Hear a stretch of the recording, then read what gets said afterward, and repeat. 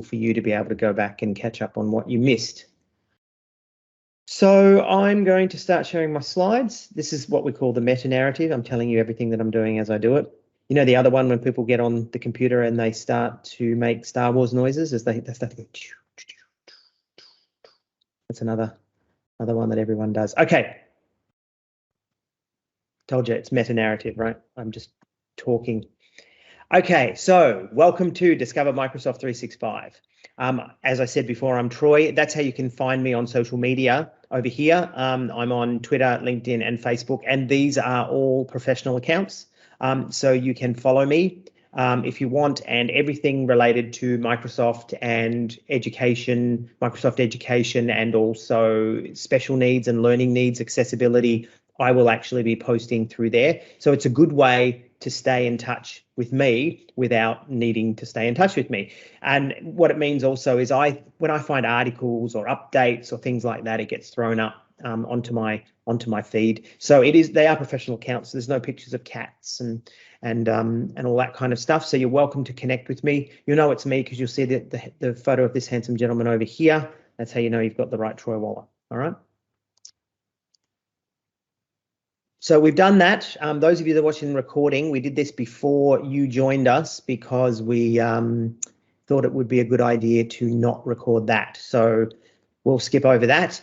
So welcome, guys, to the first session of the Microsoft School Transformation Program for South Australian Department for Education. So you are part of a bigger group of teachers, so not just within your school, but also in other schools as well. All right. So what it is it's a school-wide professional learning development program to help your school build and implement their unique digital transformation strategy. So what we do is we actually hit the school in different parts, and then we try to bring you all together for conversations, and parts of the school that maybe have never really spoken to each other are at least around those topics, right? And so we try to get the whole school sort of touched, and the whole school start speaking to different portions. Now, where it came from was when I stepped into this role, I'd come from leadership in schools, but I'd also, done some study around professional learning, and Microsoft was really good with the workshop. Meaning that we would just come along, run a drop and run workshop and take off. And then people would go back to their school and they would hit all kinds of brick walls, right? And now we know that standalone workshops are not the best kind of professional development, but where they are useful is when they're part of something bigger, right? So what we decided to do was bring a program where we could have a larger reach, we would have a lasting impact, but also where, as I said before, where we could bring the different portions of the school together and start talking to each other. So when we look at what constitutes effective professional development, there is largely a consensus out there according to the research. And of course, that's going to change as more research comes along. But we are limited, though, in what we're able to deliver, because the best kind of professional development is actually the stuff that's auspiced by the school, right? And that's ongoing within the school. So looking at what we were able to do from this list, I saw that we could make a series that was intensive and included follow-up and on-site support for teachers or for attendees. I saw that we could also institute active learning opportunities for teachers, including practice, feedback, and reflection. We want to utilise the expertise of teachers in districts, or that is for us, departments, cultivate leaders that involve the teachers in the planning of the professional development, and provide structures that facilitate collaboration among teachers both within and across schools. So when you think about this, or these 4 points here, that's for the entire program, not just for your little portion today. So when we look here at the first section of the School Transformation Program, we have an education leadership seminar. So that is to create a shared vision for the digital transformation of your school, and the attendees are the principal, the deputy principals, e-learning leaders, digital leaders, curriculum leaders, IT directors. So it's that upper level leadership and that middle level leadership. They come together for about 3 hours and they look at the vision, and they look at whether they're developing a vision or it's the first time they start to develop that. So we get the leaders and we talk to the leaders. The second one is the e-learning leaders institute, which is a 2-day workshop. And that's where we upskill educators in your school to support teachers and to deliver PD. So this is train the trainer. So some people from your school will come along to this. They will be introduced to the Microsoft training features and resources that we have, and they'll actually work on a project as well. So you'll actually build a project. So that's your e-learning leaders, your digital leaders, curriculum leaders, and any aspiring classroom teachers. So that's sort of like a middle leaders course that we run in there. We've got the Inclusive Classroom Day. So Kate, you were talking before about some of the accessibility stuff. This is definitely the workshop for you. So you learn how Microsoft technologies can support students with learning and physical needs. So this is your learning support leaders and teachers, teacher aides, support professionals, including OTs, speech pathologists, and again, any classroom teachers that live in that space. We do encourage you, if you do have support professionals like OTs and speechies that aren't necessarily part of your school, but that visit your school from time to time, if you haven't already advertised this to them, please let them know that they're welcome to come along, because they do love this stuff. They really, really do. Haven't had anyone complain. The other thing is a Microsoft 365 for IT Pros Day. So this is for your IT directors, IT managers, service staff, support staff. And if you've got representatives from a third-party company, they're welcome to come along as well. But they're going to see all that technical stuff, right, behind 365. So here's our goals for today. Boys and girls, 1, 2, 3, eyes on me. I want to share with you, this is what we're doing. We are going to be exposed to many Microsoft technologies and resources that support student-centered learning. We're going to experience some hands-on activities and participate in best practice conversations for innovative teaching with ICT tools. So there are going to be times today where we're going to stop and we're going to reflect as a group, okay? You're going to learn to find how to find out and learn more, okay? So in other words, it's not just enough to say, oh, here's all the great things. It's going to be, okay, you want to learn about this, this is where you go. All right, you want to find out more, this is where you go. It's that old, give a man a fish, you feed him for a day, teach a man to fish, you feed him for a lifetime. We're going to connect learning briefly to the Australian curriculum and understand where this all fits in terms of the Oz curriculum. And then you're also going to get recognition for your professional development. And even if you're watching this as a video, you'll be able to scroll to the end and get the code for that. Okay, so that's our goals. Does anyone have any questions about that? Okay, I have 100% over prepared. There is far too much information for us to get through today. So what I used to do is I used to put up a list of all the things we were going to go through, and then actually people started complaining and saying, oh, he promised us this and that didn't happen, he promised us that. So I don't tell you anymore, right? We'll just get through what we get through. And as I say to my kids, you get what you get and you don't get upset. So if you want to be social today, that's our tag there. Our hashtag is hashtag MSTP 2021. So if you want to tweet or Facebook or LinkedIn or whatever, you can throw that up there if you want to today. Okay, so this is our mission statement for Microsoft. Our mission is to empower every person and organization on the planet to achieve more. So that's something that we take very seriously. That we are not the most sexy company on the earth. But what we do is we try to make our customers sexy, right? So in other words, we try to make it so that you get the most out of what you're doing, right? So we don't mind not looking great, but as long as we can help you look great, that's exactly our mission. And we do live that, right? So it's all about helping you do the best that you can do in your class. So I'm going to show you this video here. I'm just going to stop sharing and then reshare, make sure that I've got my sound happening. Just give me a minute.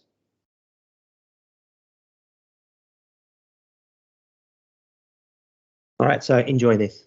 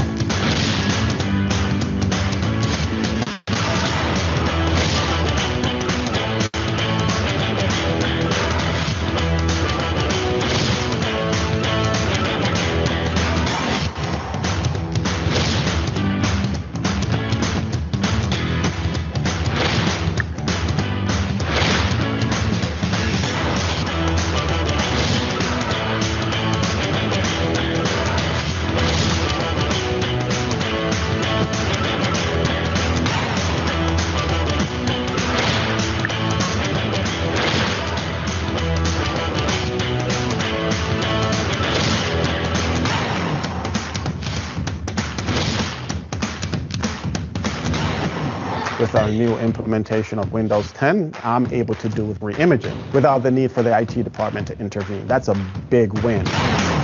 I can be the first generation in my house to get a college degree. Azure saves me 2 days of work configuring the server. So instead, we can focus on studying our data and asking the interesting questions. Microsoft allows us to make daily and weekly adjustments on the fly, which allows us to be proactive rather than reactive. We're literally changing the trajectory of students' lives.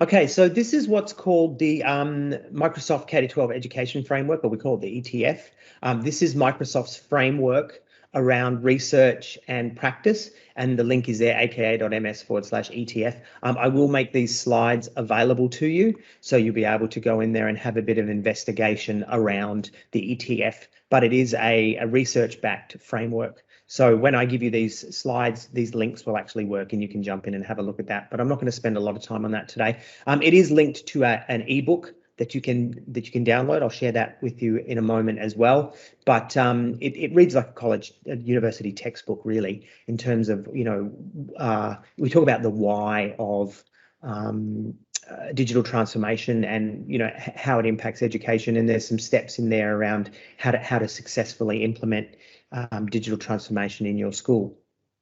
And so you can download that through that link there, aka.ms/ETF book. We want to really show that what we're talking about here is credible in terms of research, that, with our ETF and with our ETF book, teachers want to see the research, right? What's the impact on teaching and learning? And so we really do present that to you through these resources. So let's talk first of all about the Oz curriculum. And so this is actually going to be a discussion. So if you're happy to be recorded, then please turn your camera on. But I want to talk to you first of all about the digital technologies curriculum versus the ICT general capability. And I wanted to hear from you what you know to be the difference between the digital technologies curriculum and the ICT general capability. So yeah, have a go. Come off mute and tell me what you think is the difference.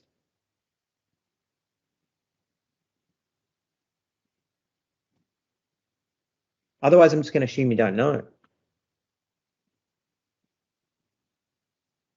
Okay, so does anyone know what the digital technologies curriculum is in the Australian curriculum? You need to come off mute if you want to talk. No? Oh, you're a chatty bunch. Oh, Jessica's coming off. Yes.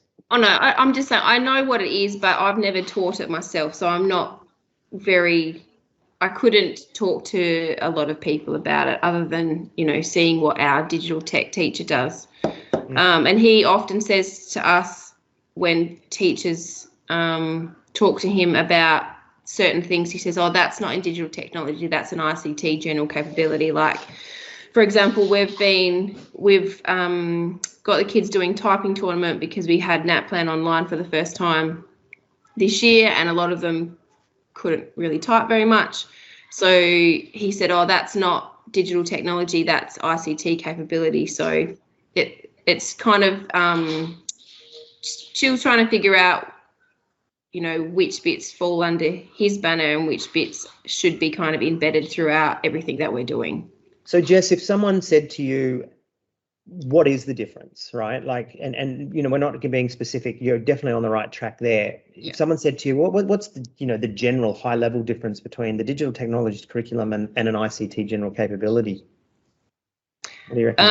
Well, from my very limited knowledge, I would probably say that the ICT capabilities are the skills that the kids are going to need to develop, throughout every curriculum area and everything that they do to be able to, function kind of out in society, whereas digital technology is going to be a bit more specific around certain, I guess, areas like, you know, coding or that sort of thing. 100%. That's perfect. Exactly right. So the digital technologies curriculum is a standalone subject, like science, like maths, like English, like PE. That it has curriculum, it has outcomes, etc. Whereas the general capability is different again, in that it's as Jess said, it's more about being across the entire curriculum and the skills that children will need, but also can develop over their time in school, and then they'll be able to take that out into the workforce. So when we think about, you know, like using Microsoft Word or using, you know, PowerPoint, these things would come under general capabilities. But when we think about coding within Minecraft or robotics and those kinds of things, those are digital technologies. All right. And so it's really important to draw that distinction between the two, because we are going to be focusing today on the ICT general capability. All right. That's really where we're coming from. This is not a workshop about how to code or how to build robots, or, you know, how to create your own, you know, microchip or anything like that. It's about taking technology and using it.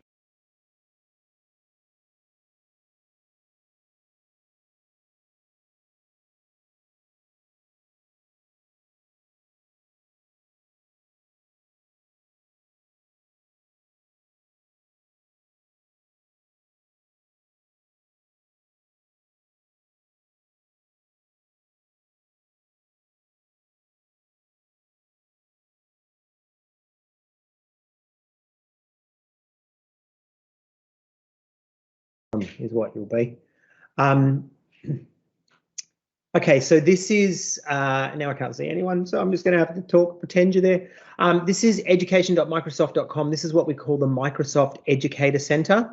And thank you for that, Kate. It is good to have someone to respond to. Education.microsoft.com. So you open up your browser and you go to here, you go to education.microsoft.com. Now, what this is your professional development portal, your online professional development portal. All right. So the cool thing about this is these courses they meet the AITSL standards, so they are recognised by the South Australian TRB. So that means that you can do these courses and it will count towards your required PD time. So I find in South Australia, nobody loves a certificate, a PD certificate, more than the South Australians. I get, you know, Victoria, South Australia, Tasmania, New South Wales. And when I get to South Australia, people are asking me at the very beginning of the session, where's my certificate? How do I get my certificate? And I try to explain to them that, and I've got friends that work at universities in School of Educations over there, and they say to me, we try to tell them, you don't need a certificate, you just need proof that you attended, right? So anyway, I digress. When you do courses in here, you create an account, all right? And when you create your account, it will keep a record of everything that you do, and you can print off an audit sheet, and then that can be presented to the TRB, all right? So yes, there are certificates and badges and all that kind of funky stuff, but more than that, you get an audit sheet. Now, because they meet the AITSL standards, the courses they do count, and all you do is, if you get audited, God help you, if you do get audited, you can just show where the courses that you did meet the AITSL standards and they count, all right? So keep that in mind. But we've got up here training, okay? So let's jump in. We've got courses, learning paths, and webinars and online events. The courses and the learning paths count towards your TRB requirements. The webinars and online events, not necessarily, so keep that in mind. But let's jump into courses here. So you can see you've got a filter down the side here, all right? So the course type, is it a learning path? Is it a resource? Is it a lesson plan? Beginner, intermediate, advanced. Have you started this? Because you can come and go with these. Is it in progress? Is it completed? The subject, the age group, skill development, duration. There's a whole heap of ways to filter, all right? But probably the easiest way to filter is by topic. So if I wanted to look up something like maths, like let's say I'm a maths teacher, I type in maths, I click my little search there, and it's going to bring up, no, there's far more than that. It's actually going to bring up, oh, you know why? Because it's American. I have to say math, right? So here we go. So these are all the courses that are linked specifically to maths. So look at this: independent learning tools with math tools, in OneNote. Immerse your students in creative real world problem solving. There's accessibility one, digital inking, there's a coding one, etc. So these courses are 1 hour, usually 1 hour. They can be a little bit less, a little bit more, but usually 1 hour. So let's jump in and have a look at this one. All right, so this is independent learning tools with math in OneNote. It gives you your learning objectives, right? And so that's where you could really easily, quickly tap it into your AITS or standards. But if we were to start this course, we can see there we've got a table of contents, right? So we've got the different units that are in this course. And as you scroll through, there's a little bit of text. There's some links to other things outside of the course. There's going to be videos in there. Let's find one where there's a video. Here we go. So we've got videos and bits and pieces.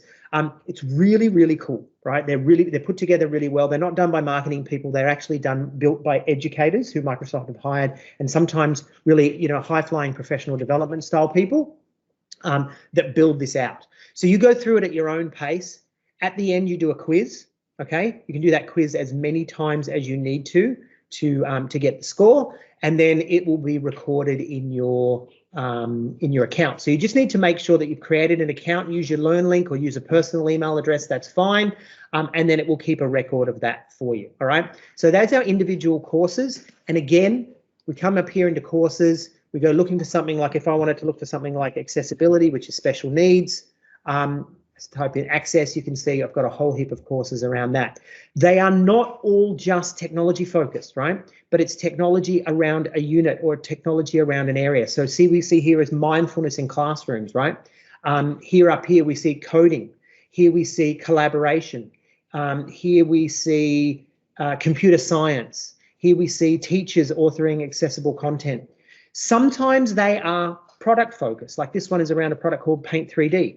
But most of the time, they're going to be around some area of pedagogy or some area of curriculum, and we weave the technology in, because we know that if we were to run a course that was, just specifically how to use Word, yeah, people will get a bit of usefulness out of it. But if we can embed that and weave that into curriculum, it's going to be much more relevant to you.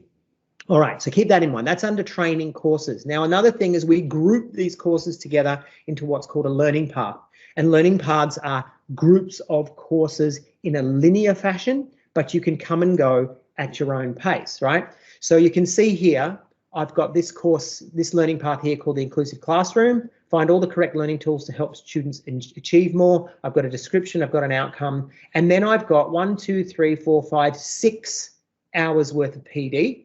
And this can be, you'll get recognition for each individual course, and you'll get recognition for the entire one. And there's also some suggestions for courses as well, right? So again, it keeps a record of everything that you do. We've also got webinars and online events. Sometimes they're recordings on demand. Sometimes they're things that are up and coming. We've got lesson plans, so things that we've built around STEM, things that we've built around Minecraft, etc. And then we've got resources over here. Now, the difference with resources, they're very similar to courses, but there is no quiz, so it doesn't count as professional development officially, but of course, it totally can be for you, right? So, and we've got some great partners in there. You can see, we partner with BBC, etc. The other thing that we've got in here is our educator programs, and maybe I'm going to skip to my next screen first. Yeah, I'm going to take you in and show you a video first on our educator programs, because the educator programs are really, really cool, and I want to encourage you to join up and be a part of that. Let me just stop sharing and then reshare with audio. So have a look at this little video. This is what's called the Microsoft Innovative Educator Expert Program. So this is a program that it's actually open until the 1st of August. You can still make an application if you want, and we do need more South Australians. But you can join this program and become part of a cohort of teachers right around the world, and also in Australia, of course, too. And you work together with these people. You sign an NDA, a non-disclosure agreement, and you meet with developers, and you join focus groups, and you learn from each other. It's really, really cool. So I'm going to show you this video first, and then we'll come back and talk about it.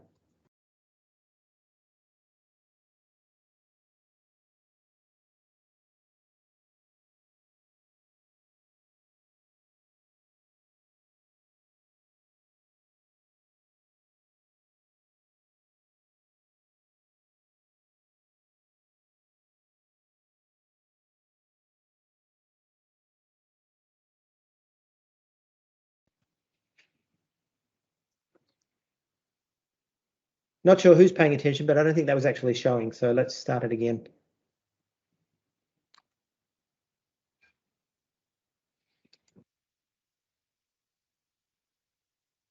There is a feeling of being valued and understood as an educator.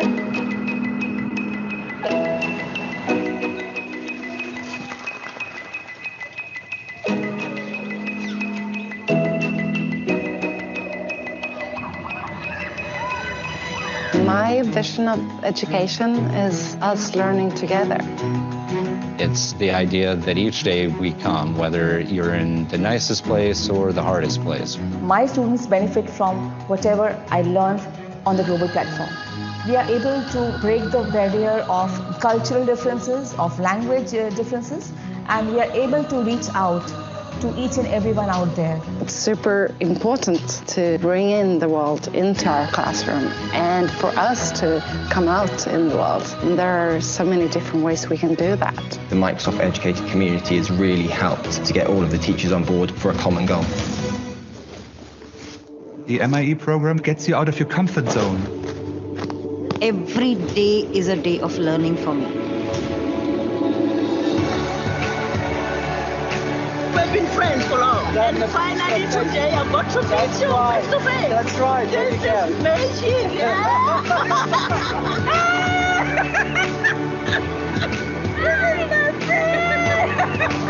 I hope my students walk away from my classroom being citizens of the world.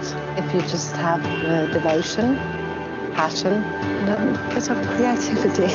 Come on! At the end of the day, it is about engagement.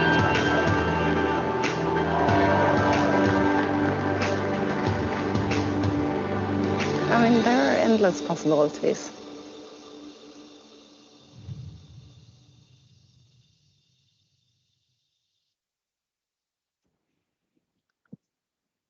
Okay.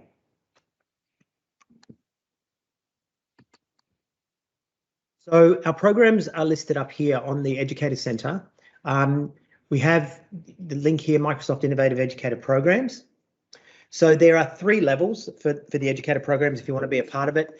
If you do 2 hours of training with us through the website, then you automatically become an MIE, which you guys can all become today. I'm going to give you the points for that. But you can also become a trainer, or you can move up to the Innovative Educator Expert stage as well. So this is, you make an application for this to become an MIE expert. So I invite you to jump in and have a look at that if that's something that is maybe of interest to you. The other thing I want to point out to you is what's called the MEC newsletter, Microsoft Educator Centre newsletter, aka.ms/MEC newsletter. You can sign up to that, and there's some information on there for you to, that'll come out monthly. I think it is monthly or fortnightly with the latest, greatest things in the Microsoft space. So if you want to stay ahead, that's what you do. Okay, now for this one, guys, this is going to take a little bit more of your attention because this is a product, right? And so this is going to get a little bit more technical, and I want to encourage you to jump in and have a look at this. And so this is OneDrive, right? So this is going to be very hands-on. Okay, so I'm going to take you through some bits and pieces. I'm going to show you some stuff, and then I'm going to get you to actually get in and sign up and sign in, I should say, and make sure that we're functioning with OneDrive on your local device. All right, so OneDrive is your file storage. Okay, this is the place where everything lives. And when we store things in OneDrive, then all our Office files and documentation have the potential to be collaborative. There is 5 terabyte of storage per user. So every one of us gets 5 terabyte, all right, which is a lot of stuff, right? That's a lot of Game of Thrones, in case you're looking for how to measure that. But remember, don't keep that in your department space. So when we look at OneDrive, and as I said, I'm going to share these slides with you. There's some information on how to set it up and all that kind of thing, but I'm going to do it with you today, right? We're going to make sure that we've got it all set up and that we understand the way that OneDrive works. So when I come into my Office start page, office.com, you can see this little blue cloud over here. This is OneDrive, okay? So this is it in the cloud. So remembering that we are connected now to 3 servers in Melbourne and 3 servers in Sydney, each of us. So our data is backed up 6 times. All right. So most of us don't back up our machines, right? And that happens, and I get it. That's what we do. But you get the occasional person that will plug their device into a, an external hard drive and download stuff once a week or once a month or whatever, and God bless them. That's really good. But the problem with that oftentimes is then they keep that external hard drive in the same house as their device. So if the house was to be burgled or, some sort of natural disaster or whatever, that hard drive is most likely gone with the computer. Or sometimes people even keep them in the same bag and it gets stolen. And so what happens is that backup, whilst it's better than nothing, it's not really great. But when we back up into OneDrive, we're getting backed up on 6 different servers, right, in 2 different parts of the country. And we've also got all that Microsoft amazing security and backup and compliance and all that kind of thing as well. So it's a much better way to live. We don't need to be backing up to our local devices. We can be backing up directly to the cloud and into the Microsoft space. So when I click on OneDrive here, all right, so what I did was I went to office.com and I clicked on my little OneDrive link. All right, and you can see here, here's all my folders. And here's my individual files, right? And some of my, obviously some of my files are inside these folders as well. And I've got directories and subdirectories. And it's very much like what you're used to. Excuse me. It's very much like what you're used to on your local device, right? You've got directories and subdirectories and files, etc. So that's here on my files, all right? So from here, I can create a new folder or inside a folder, a subdirectory, etc. And I can create new Word documents, Excel sheets, PowerPoints, OneNote notebooks, forms, and even be throwing links in there as well. All right, so that can all be happening inside there. I can upload files from other locations into my OneDrive from here. All right, I'm going to leave sync and automate and come back to that in a minute. So that's what happens there in my files. Now, if I click on recent, there's an AI, an artificial intelligence, which is saying, okay, these are the files that you had recently, right? And it's going to bring them up in a nice little order, this week, last week, 3 weeks ago, etc. And that's a nice way. If you've got files that you're using all the time, you don't want to be going all the time into directories and subdirectories. It's actually nice to get into the habit of just clicking on recent, and there's those files you've been using this week or the last few days or whatever. But we've also got shared files. It's important to notice there's a couple of different kinds of shared files. The first ones are the ones that are shared with me. That is, these files belong to other people. Okay, so you can see here shared by Travis, shared by Amanda, shared by a SharePoint app, etc. These are files that I don't own, but I have access to, and that's shared with you. But shared by you are the files that you have actually shared out to others.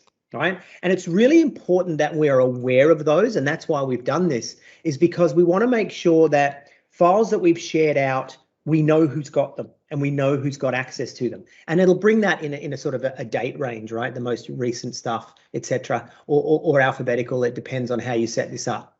So keeping in mind, shared by me and shared with me are all living here in the shared space or the shared link here. And then I've also got a recycle bin. A lot of people aren't aware of this, and this is really cool.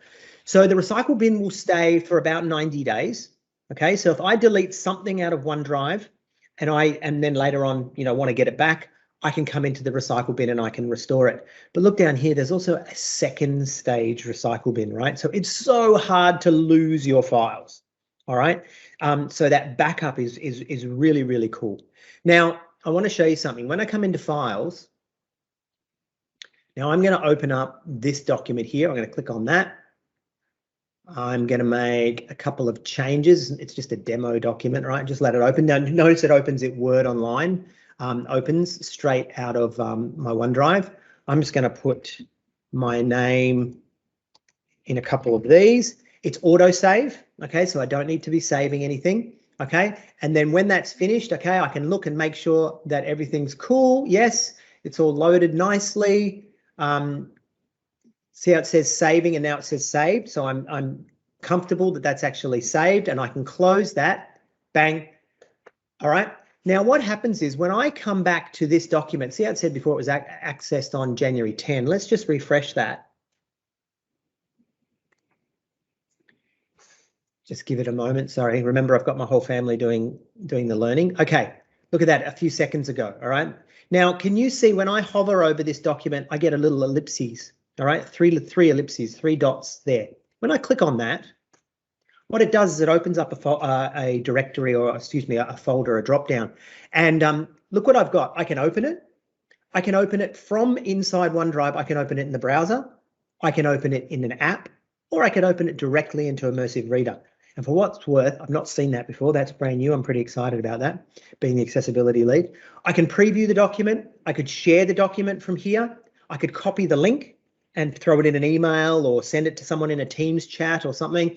I can manage the access if I've already shared it. I can share, remove that sharing or change that level of sharing. I can download it onto my machine, which would mean it would have a life of its own. Okay, it's no longer sitting in OneDrive. It's now on, oh, it is sitting in OneDrive as well as on my machine. I can delete it, move it, copy it, etc. Automate, I said we'll come back to that. But look at this. This is the one I want to show you, because this is where it's more than just backup. It's more than just sharing. When I click on version history, we'll let that load up. Look at this. Here's the first version of the document from January 11, the second version of the document from January 11, and the most recent version. So what that means is if I am sharing this document, or even just myself, and I make some sort of error and completely mess that document up, I could go back, click on the ellipses, and I could open a previous version, or I could even restore that previous version, right? And that becomes the main version, right? So remember how we said it's really hard to lose stuff? We've got a recycle bin, we've got a second stage recycle bin, but we've also got multiple versions stored in there as well. So that's really, really key, right? That keeping things in OneDrive is not just about backup, it's about security, it's about collaboration, it's about a whole lot more. Now, what I'm going to do now is I'm going to take you into my file manager, and I'm just going to make sure that I'm not going to take you and show you something that you're not supposed to see and lose my job for breaking some sort of rule. All right, so have a look at this. Here I am in my OneDrive space, but I am inside my file manager. You know the little yellow folder that you click to go into your file manager and go into your shared drive at school, etc. It's exactly that, all right? So what I've got here, I'm just going to minimize my Microsoft space. Sorry, it's just slowing down for me at the moment. Give it a minute.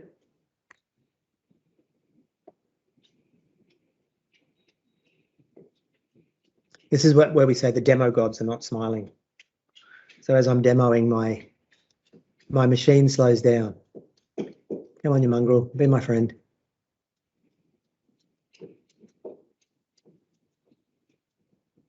All right, I might try closing that down and restarting that. So now you know it's not just you, it happens to all of us. All right. I'm seeing, as I'm struggling here, I'm seeing Jason smiling because he knows this is how it happens. As soon as you start to demo, everything decides to shut down. All right, I'm going to open it again.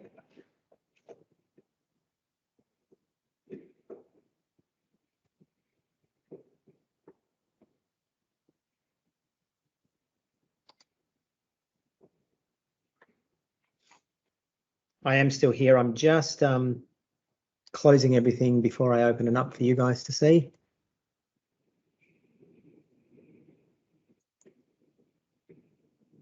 Okay, so here I am in my OneDrive on my local device. Okay, so a moment ago we were looking at OneDrive out here. Okay, so here's OneDrive in the cloud, 3 copies in Sydney, 3 copies in Melbourne. But for you guys, there's also one more copy, and that one more copy is in Adelaide or in South Australia, wherever you are. So there's actually 7 copies of my files in the cloud and on my local device. So what I did was, when I open my file manager, I've got OneDrive here, okay? Can you guys do the same? Can you open your file manager on your local device and let me know when you see OneDrive, does it say Department for Education? Should say something like that, Department for Education. Or does it just say OneDrive? Feel free to come off mute. Mine just says OneDrive. Okay, cool. What about yours, Kate? My desktop doesn't have it at all, so I'm just. Okay, sure. So what I'll get you to do, Jess, is where it says OneDrive, just click on it. And then you'll get a dialog box that will open up and ask you to sign in.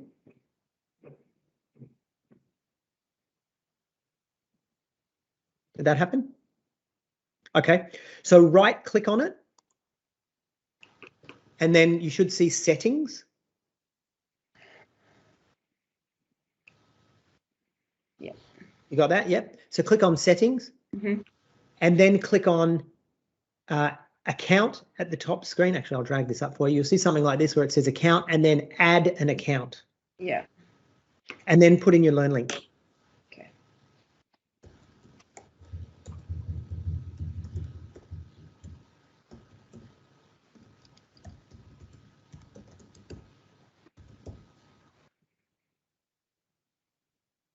Do I press sign in or create account? Sign in. Sign in. Yep. So you should put your Learn link email address in.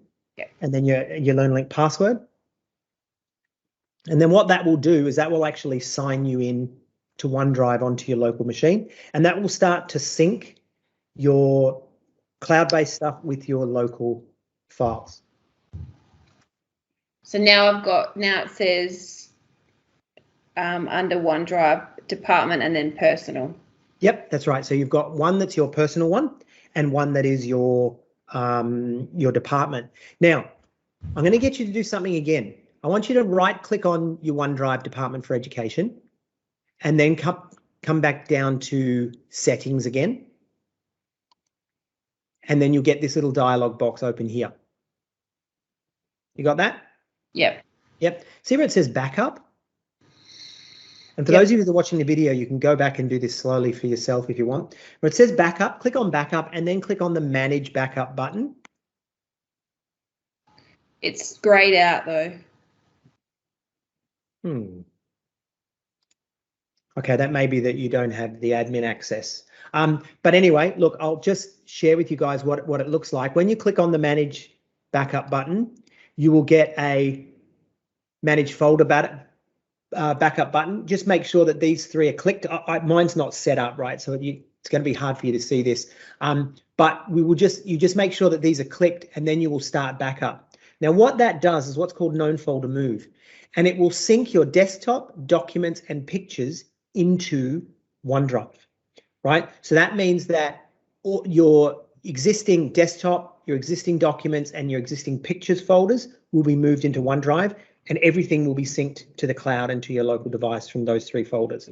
All right. So you might need to speak to your techie if you're seeing it grayed out, Jess. They may need to do it with an admin access, but nevertheless, it's really easy to do. So what we did was we right click on our OneDrive, then we go to settings, we go to backup, and then we come in here, make sure that these three are ticked, and then we start our backup, right? And then that will, over a process, move everything into OneDrive. And so we'll still have our OneDrive folder here, okay, that we can throw everything in and we can be accessing, etc. But it will have three folders inside called desktop, documents, and downloads. Desktop, documents, and pictures, which are the same as our regular desktop documents and pictures. So we don't need to be worrying about, oh, is this in the cloud or is it not in the cloud? As long as we're keeping it in those three folders, it's automatically part of OneDrive. Does that make sense? Yep. So it's just a quick, easy way to get us moving into the cloud. Now, if you want instructions on that, as I said before, when you get these slides, to set it up on your PC, there's an article here, and to set it up on your Mac, there's an article here. All right, pretty straightforward. Sorry, that was to set up OneDrive. This is to set up the known folder move, okay, which is here. So you can see you've got those three folders, got those three ticks. You just make sure that they're there and you start the protection. I've already set it up on mine, so I couldn't demo it. But yeah, that's a game changer for a lot of people. And that's something, Jason, that we want to see happening across the school devices as well, especially if it's personal devices, because we want to make sure that everyone gets the benefit without having to worry, is it in the cloud or is it not? Any questions about that one, guys? Now, the reason we start there is because that is your personal OneDrive space. And if we want to be collaborating and doing all that sort of fun stuff, then we 100% need to make sure that our files are living in OneDrive. Okay, so let's collaborate. So what I'm going to do is I'm going to create a file. Okay, actually I've got one already, so I'm going to open up my little document here. And I'm just going to, let's just let that load for a moment.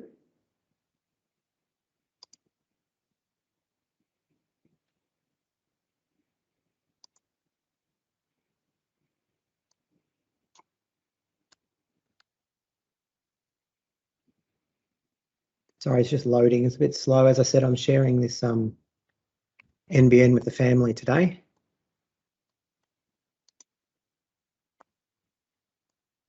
All right.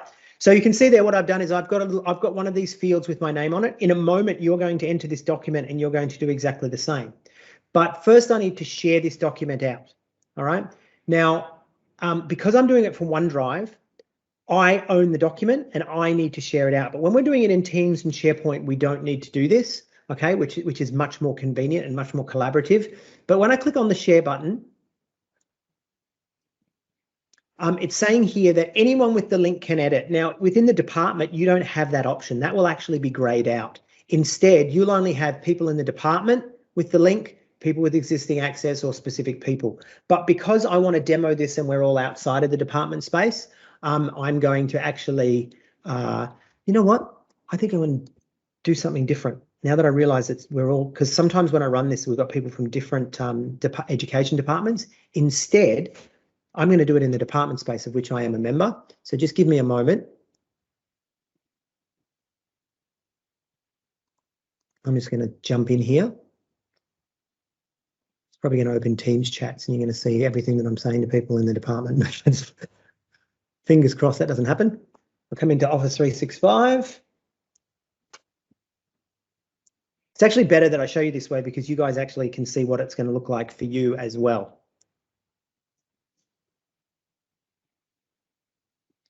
Interestingly, it's not afternoon in Adelaide yet. It must be reading my machine here in Melbourne and saying, yeah, it's after 12. It's just me geeking out. Okay, so I'm going to click here on OneDrive. I'm going to create a new document for all of us to jump in on. I could have gone straight into Word, right? But I'm not. I'm going to create it from here. So I'm going to click a new document. It's going to be a Word document. If you've not used Word Online before or Word in the browser, it's very intuitive. If you know Word, you'll know this, unless you're on Office 2013, and then it's going to look very different. But if you're on the most up-to-date version of Word and of Office, it's very, very similar. We're just going to let this load up. I'd imagine that my kids are not even studying. They're probably on YouTube clips and watching Stampy in Minecraft or something. That's probably what's happening in my world at the moment. Okay, so I'm going to insert, there's that meta narrative again, guys. I'm going to insert a table. There's only a few of us, so I'm just going to throw that one in there like that. Okay, so if you know Word, you know how to use Word Online, right? I'm going to put my name in here, which is Troy, but I want to share this out to you guys, right? Now, we're all in the department space. So what I'm going to do, so I click on Share. Okay, and people that I specify can view. See that? Anyone with the link, there it is, it's grayed out. The department has locked that down, so we can't be sharing with people outside the department, right? But I'm going to say specific people. I'm going to allow you guys to edit. Do I want to open in review mode only? No. And do I want to block the download? No, I don't. I want you guys to be able to have full access to this file. All right, so I'm going to start to look for Jessica first. And then I'm going to look for Jason. All right, now I could be looking by email address, first name, last name, first name. It doesn't matter. Kate. There's Kate. I'm going to put Audrey in, pretending that she's here. I'm not really that judgmental. So there's Audrey there. I know she's busy. And Kylie as well. I'm going to start with Kylie's first name. There she is. Okay, so Kylie's in there as well. So I've just added everyone. You notice that everyone's there in the Active Directory, right? Because we're all in the same space. So everybody that I'm looking for is there. It was really easy to find. Now, what I could do is I could copy a link and send you a link in a Teams chat or whatever I'm going to do. But in this case, I'm going to actually invite you to the document. So what's happening now is you're going to get an email, right, which is inviting you to this document, but you don't need to do that. You could open the email and click on the link and jump in. Instead, what I'm going to invite you to do is I'm going to invite you into OneDrive. So come into office.com and come into your OneDrive, which is that little blue one there. And then I want you to come into shared and shared with me. Okay, and you should see the file from me there. It's called document 3. Okay, so under shared with me will be the most recent document, document 3. Can you see that, guys? Yep. Okay. Click on it. Come into the document. Should open in Word Online. And in a moment, I'm going to start to see you guys appear. Once you get into the document, I want you to grab one of these and I want you to put your name in it. Okay.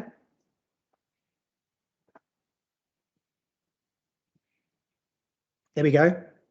Jess is here, Katie's there. Now, just stay where you are for a moment, Katie, because I just want to show that when I hover, I get her full name. All right. Otherwise, it's just a little peg or maybe sometimes just an initial. So when I hover over someone's peg, I can actually see who they are.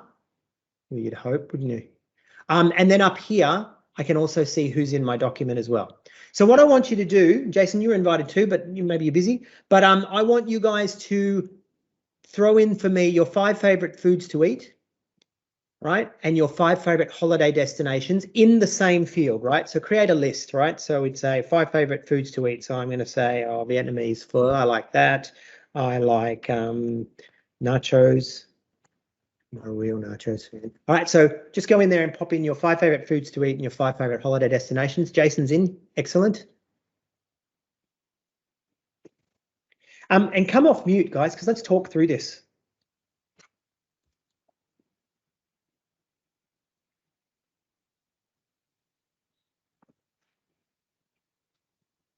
So you notice you can see what each other are doing in real time. Jason eats everything unhealthy. Excellent.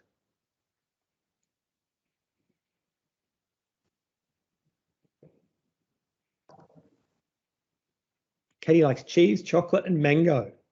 Together? Maybe not. At home. 5 favorite foods to eat, 5 favorite holiday destinations. Fantails, that was one of my mother's favorite as well. They're fantails are also called filling removers, aren't they? They and minties.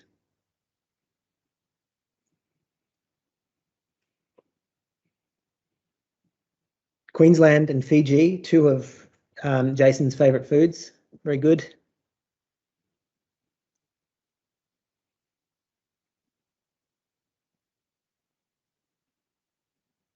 All right, so we can see there, right? Genuinely, I'm not interested in what you like to eat or where you like to holiday, just something that we can all get in there and type and see what's happening in real time, okay? And oftentimes people will say, oh, look, we want to use Google because we want to be able to all be on a document and collaborate. And look, 7, 8, 10 years ago, that was true. Google was ahead of us in that space, but now this is the norm, right? Productivity software, I think even Facebook Work lets you do this now. So it's the full Word experience, but all that sort of cloudy goodness, right? Now, what I could do, though, is I could actually put a picture in, right? If you know how to use Word, you know how to use this, right? So I'm going to insert a picture. I'm going to do it from online, okay? This will probably, for some of you, the first time you've ever used Bing. I'm going to click on Nachos, hit Enter. Look at this. It automatically defaults to Creative Commons, which is a good conversation to have with the kids. This is what I had for dinner last night. I think that's why I'm got this on my brain. But I'm going to throw a picture of nachos in. Okay, there it is, right? So I own the document. I've invited you. If I wanted to, I could kick you out, or I could give you just read-only access, right? Or I could, you know, give you full access as I've done now, etc. So you can see that the ability to collaborate in real time is really, really cool. When I let someone into the document like this, they have full access to the document. So if I was to do, even if it wasn't my document and I was to go like that, Jess wouldn't be able to do anything about it, right? I could undo that, but I don't think she can, right? So just remember that there are limitations, and also when you let someone into the document, then they can do whatever they want. But you can go back into those previous versions of the document and pull stuff out, remembering, and again, it's auto-save. All right. So what we're going to do now is we're going to jump out of that, right? So go ahead and close that down. And thanks for that.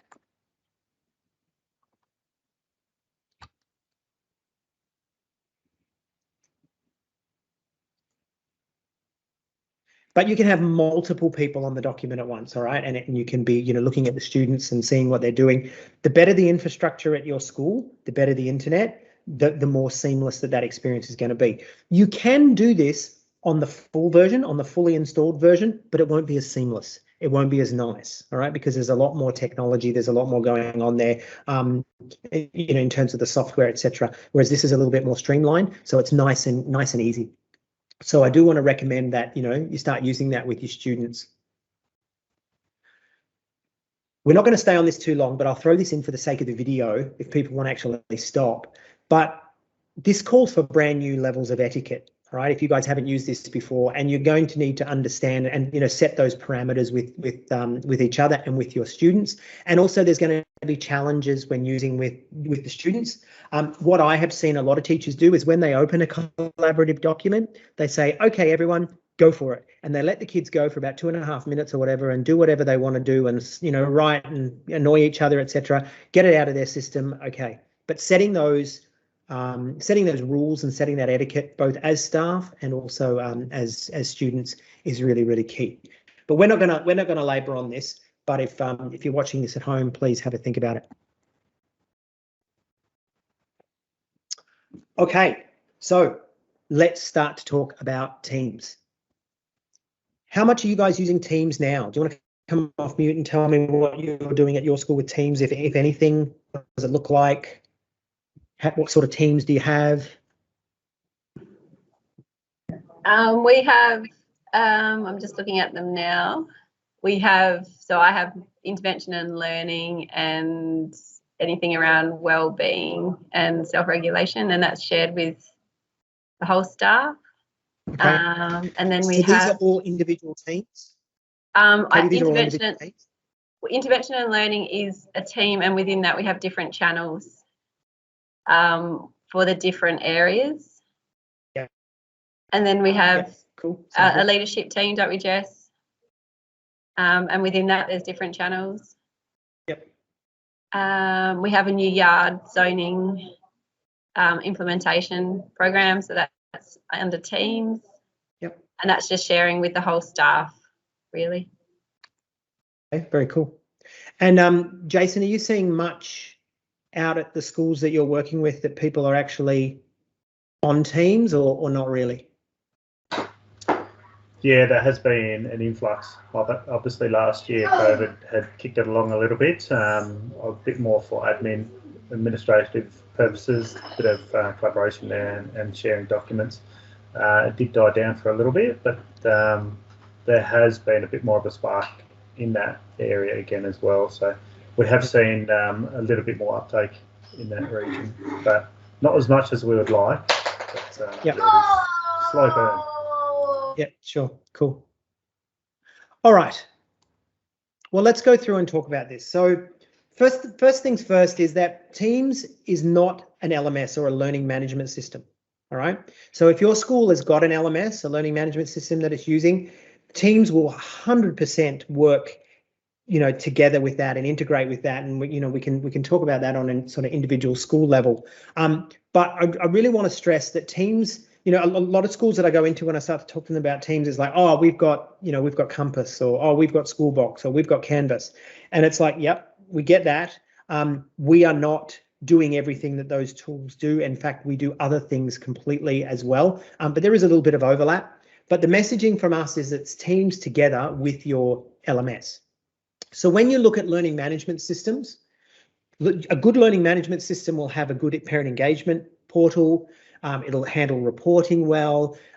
Good ones will tie back to outcomes, curriculum outcomes. They'll handle attendance, etc.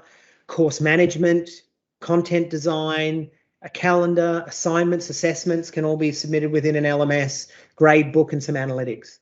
Now, what I've done here is I've actually put asterisks next to these because these are things that we do as well within Teams and within Microsoft 365. So definitely course management, content design, and setup can all be done with inside Teams. Definitely calendar. I mean, obviously we've got Outlook and bringing all that and all the coolness that's in Outlook. We've got assignment features and assessment features, grade book, and analytics, which will just make you cry. The stuff that we can do is just phenomenal. But sometimes there's an overlap. So you may, in fact, say, okay, our LMS, we've already invested. We've got systems and policies in place around that. So we don't want to use Microsoft 365 for some of these things. That's okay, right? You can switch them off, or you can set policy direction for staff and say, this is how we do this and this is how we do that. But we want to bring everything together. So what do we do well over in the M365 space that the learning management system doesn't?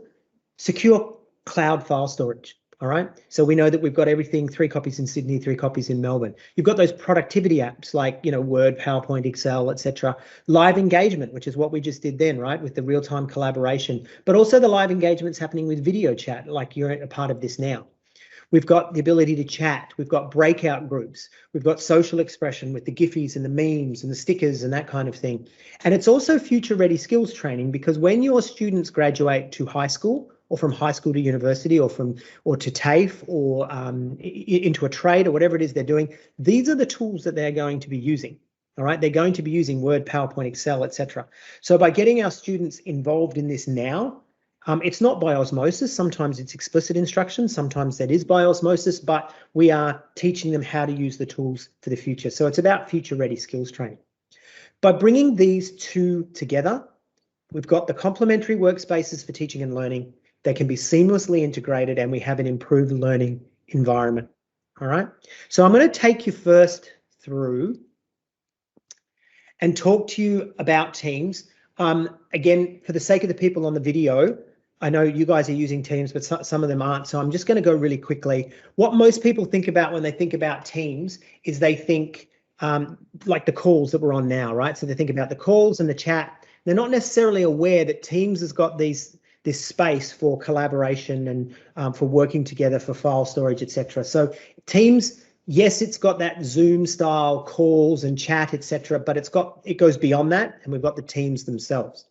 We've also got our first-party apps that come into Teams. All right, so we've got Word, PowerPoint, Excel, etc. The Microsoft tools that we know and love can be brought inside Teams, and then we've also got third-party apps, right? And a lot of people aren't aware of these. Some of these are free apps, some of them are paid subscriptions, and some of them it's like a freemium model. Like there's a free version and there's a premium model as well. But we've got things like YouTube, Kahoot, Quizlet, Wikipedia, etc. All these tools, they actually have dedicated apps. But the other thing to remember is we've got a web browser built inside Teams. So anything that has a web portal can be brought inside Teams as well. And then, of course, we've got those LMS features and assignments, etc. So you can bring your LMS inside Teams as well. So it becomes this hub.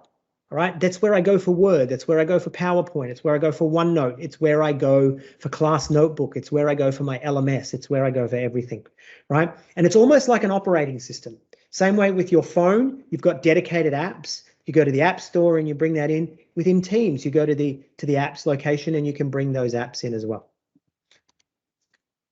The other thing we talked about before was that Teams is SharePoint. Okay, so when I go into schools and they go, oh, we don't know whether we should use SharePoint or whether we should use Teams. My answer to that is yes, because Teams is SharePoint. But the thing about SharePoint is a very complex piece of software. All right, there are industry level certifications. There's university courses you can do around, managing SharePoint sites, etc. And it is very, very complex. For most of us that are not techies, we will get lost in something like SharePoint. And even if someone else is managing it and developing it and setting it up really simple, it's very web, it's kind of almost sort of web 2.0-ish, lots of links and, some graphics and, it's very webbish, right? What we did at Microsoft was we said, okay, we want all the power of SharePoint, but we want to have a really simple experience in that. And so we built Teams.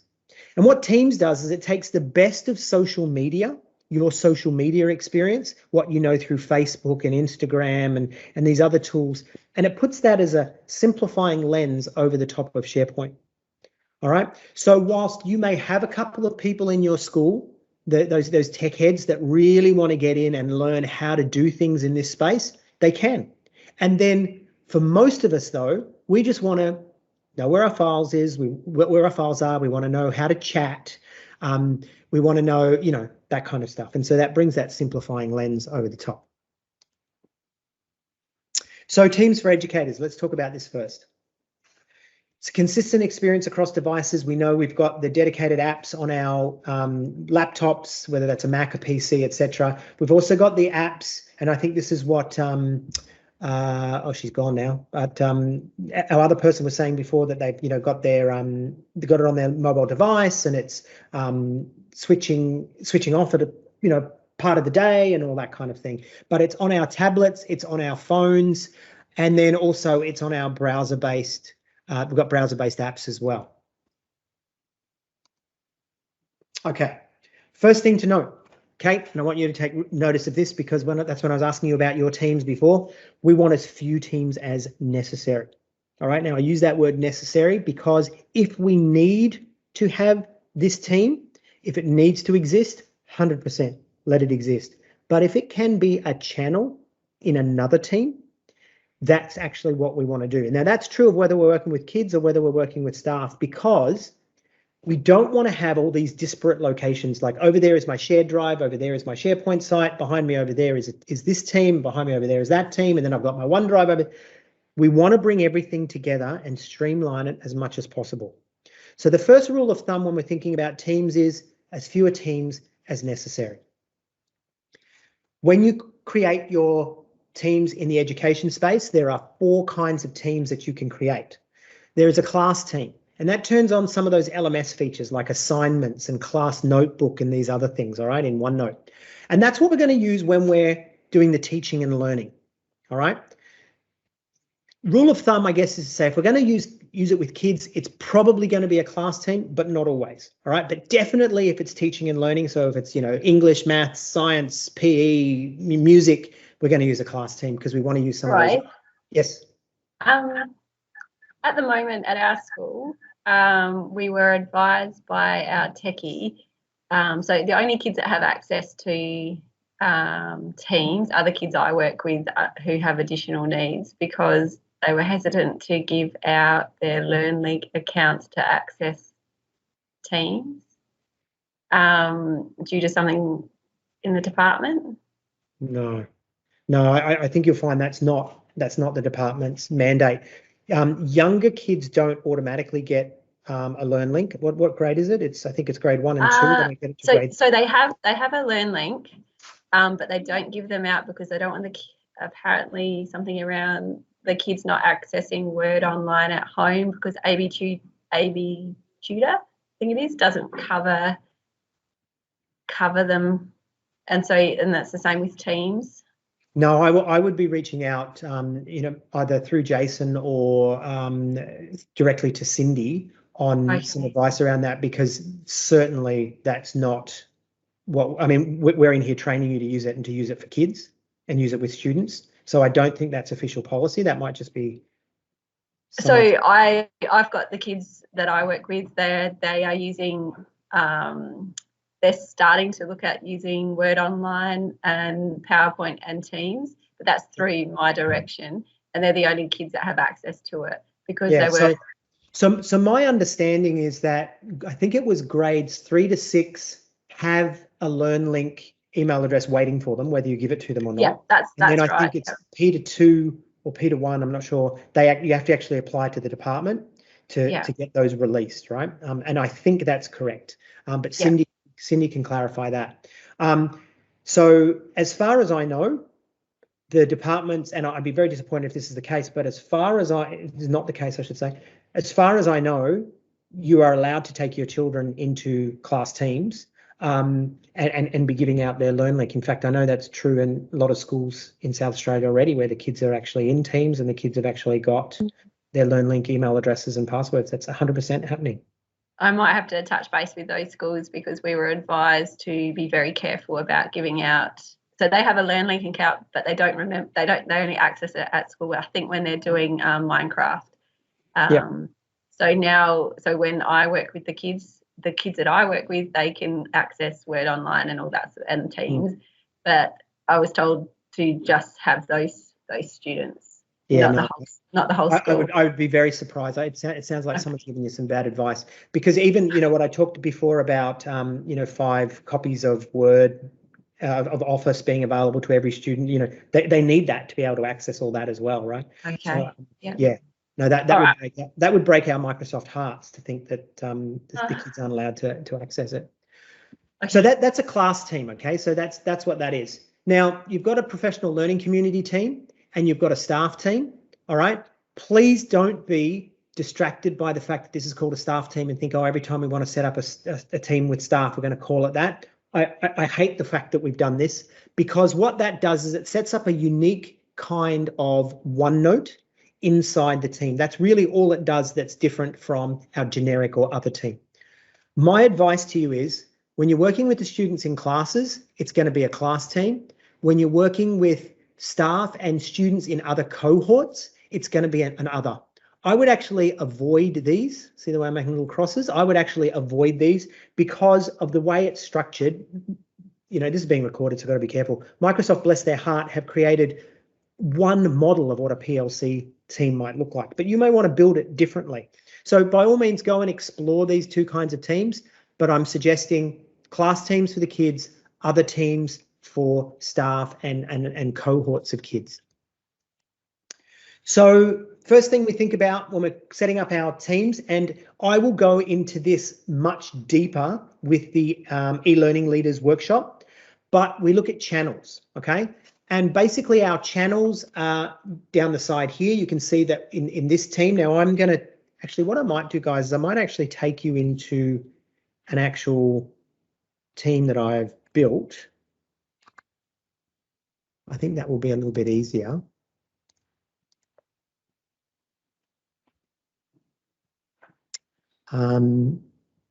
Because we're all in a primary here, so I'm going to, so your Murray Street Primary School, all right? So remember how I said that the rule is as few teams as possible. We want everybody in the same location. We want everybody in the same space. We want it to be as much as possible one team, okay?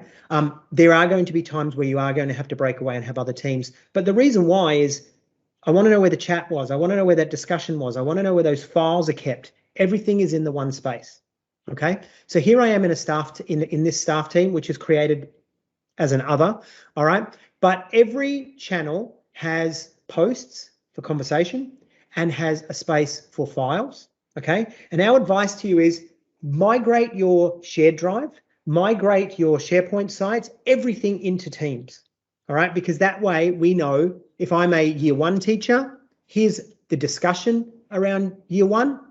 All right, it's all happening here. Here's our curriculum documents for year 1. All right, directly to this, I put that as a tab up here. Here's our LMS, our learning management system. This school is a PYP school. They've got their PYP planner up there as well. All right, so we can have all those tabs and we can have all our files as well. So when I come in as a year 1 teacher, I know here's all my, I wish this was loading a bit faster. We'll get there. Okay, so here's all our assessment and reporting documents in year 1. Here's our curriculum. Here's our excursions and events, our meeting minutes, our parent communications, planning, etc. Everything that we need is living in this one space. And if I was in year 2, it would be the same. Or year 3, it would be the same. If I'm a specialist, if I'm an art teacher, a PE teacher, etc., they've got their own space. But everything is wrapped in chat. And that's where it's different to your shared drive. So we have the ability to chat with one another. We can share documents with one another. Even though that document is actually living somewhere deep in my files, I can actually just throw a link in there and be accessing it from here. I could put a tab up the top. And anything that is a website can be brought in as a tab across the top. right? So you can see here I've got the website. So all I would do is I would type in the website name. So in this case, I might call it SADFE portal. Okay, and then what I do is I find that South Australia Education portal. All right, so I could grab that if I wanted to, okay, as a link. Now I don't have access to this, but I grab that link there, come back into my team. I'm going to throw that in there, hit save. Now, because I'm in the browser and not in the app, it's not loading, but if I was in the app, that would happily load, but I can access it from there as well. So what it would mean is and this is the demo gods again, but when I open that, then bang, it's right there for me. I don't have to go looking for it. So any documents, any websites, anything that you want to using, and this is dynamic. So I can when I finished with the usefulness of that, I can remove it and I can put another one in its place. But you can see here, this curriculum, this is straight to the Oz Curriculum website. And that's just the web portal, right? So all I did there was if I go into settings, you can see I've just put that link straight in there and that opens up right inside, right? And so too when I'm working with the kids, but we can come to that later. I've got my professional learning community or my professional learning teams, my curriculum committees, once upon a time they were called back when I was in school, and we could be accessing those, right? So we can go in there as a group of staff and we're working. It's our special place where we've got our chat and our files and our tabs, etc. But we can all see what each other are doing. If we've got things like the consultative committee or the team leaders, we can lock those channels if we wanted to, but that's what that looks like. All right. Now we'll go, as I said, a much deeper dive into that when we do the e-learning leaders workshop. But the second rule of thumb is as few channels as necessary. All right. So if you see an overlap, actually that channel, we're doing it already in another channel, delete that secondary channel, right? Because we want to keep things as low as possible. Sorry, can I ask, so we have an intervention and learning support team, and in that channel, in that team, I accidentally, so instead of creating a channel for each teacher, I just created a file for each of them. Would it be better to just go down and create a channel for each of them? No, because remember it's called teams. So a channel is for groups of people. Okay, so each file is a teacher's name, and in that file are all the you mean like data. a folder, a little yellow folder. A folder, yeah, is all the information about that. If you wanted to set that up that way, 100% you could. So what I would probably do in that instance is in my team, I would have, what was the name of the team? Intervention and learning support. Yeah.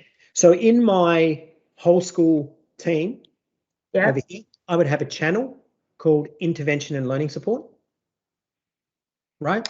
And then inside that, so pretend that that's what that's called. And inside there, here's all the chat around intervention and learning support, right? That's where the group of us are talking.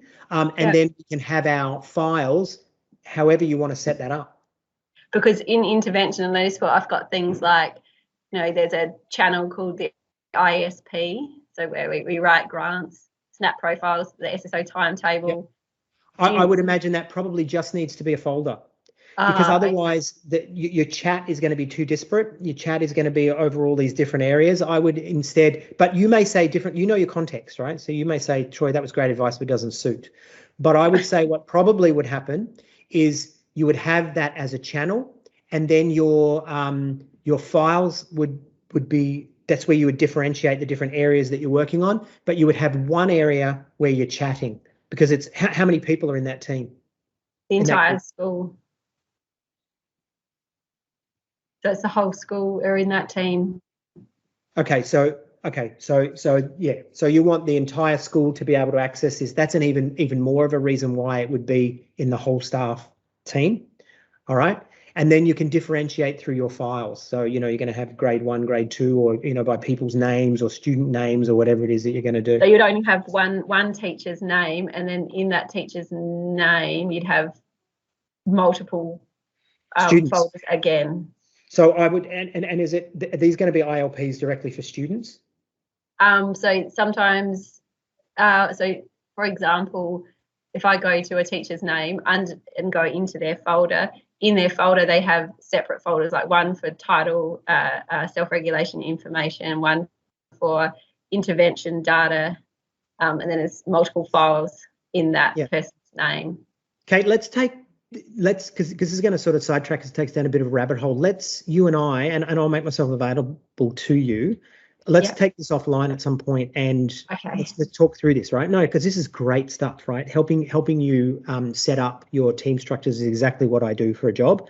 But no, not at all. I think it's really important. But I think we need to sort of go a little bit deeper and talk about what is it you're trying to achieve, and I've got some templates for structuring our teams and that kind of thing, and it might even be a whole school conversation. So let's come back to that. Yeah. Thank you. Yeah, you're welcome. Okay, so our conversations. So here we are having these conversations, these posts, they're transparent. That's what's really important. So if I'm asking a question, like here you can see Elizabeth is asking, does anyone have a copy of the English Study Stimulus paper? She's not emailing individual people. She's in the right channel and she's asking that question, and already she's got 4 replies from other people, just like you do on Facebook. Okay, it's exactly like you do on Instagram. People are responding to each other in that social media style way, and people that didn't even know they had a question are getting that question answered when they come in and they're following the right channels which are relevant to them.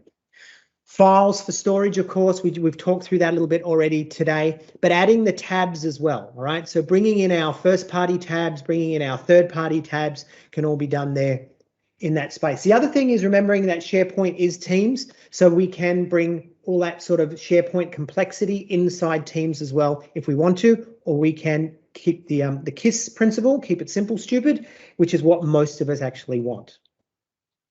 You can also house your videos, your meeting videos, your classroom recordings, etc. can all be housed inside Teams. When I am a team owner, I have the ability to manage teams to a point. Flinders Street manage most of this stuff for you. You don't have that ultimate granularity of control, but you can manage your teams and deciding, what teachers and students are able to do. There's nothing worse than setting up a team brilliantly and then having the students or the teachers come in and start changing your channel structure, etc. So being able to turn off the control. When I hover over the ellipses, I come into manage team and I come into my settings. All right. Setting notifications is really important as well. So making sure that teachers understand notifications are too high, it becomes white noise and they'll stop paying attention. Too low and they miss important information. But that's professional development that we can offer you as a school in that space. Chat for private communication is really, really important. And by the way, guys, we're finishing at 1 o'clock my time, 12:30 your time for lunch. So counting down for that. But chat for private communication is key. I want to show you what I have done in my space, in my team space. So private chat, the awesome thing about public chat is that everybody can see what's going on. But sometimes, just like on Facebook, we want to use Messenger or Instagram Messenger or whatever it's called. I'm too old for Instagram. I only know Facebook. But when we get in here, we want it to be private. We want it to be away from everybody else. So I can be having chats. Like here I am chatting directly to Amanda. All right. And I say, hey, are you still at school? She can reply to me, yes, no. And that's not for everybody. All right. It's not for everyone to see. It's just our private chat. And what happens is, just like on Facebook, as the new chats come to the top, older chats start to drop away. So we may want to pin a chat. Again, just like we can on Facebook, we can click on our ellipses here, we can pin it, and then it'll stay up here static in the space up here. All right. So that's and people say to me, what's the difference between posting in a channel and posting in a chat? It's all about privacy and security.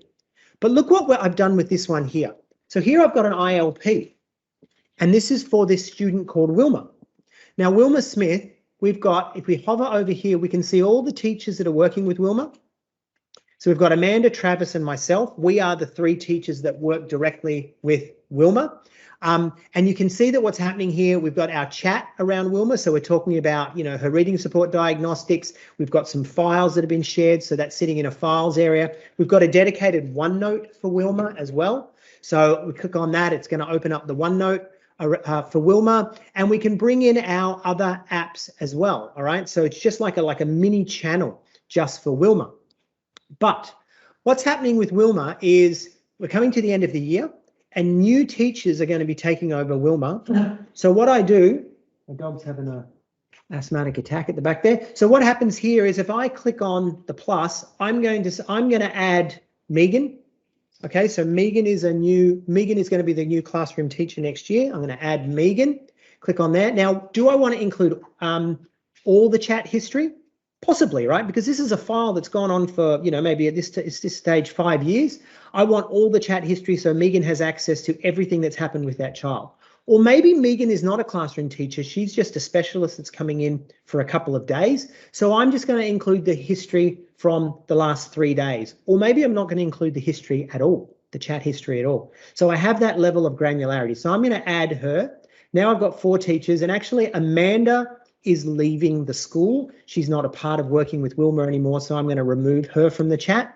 Okay, so this can be handed on, even though I started this chat, this could be handed on to brand new people and I leave the chat, but it's a specific file for that student and ongoing for that student for the course of their time in the entire experience of their school or in their life at our school.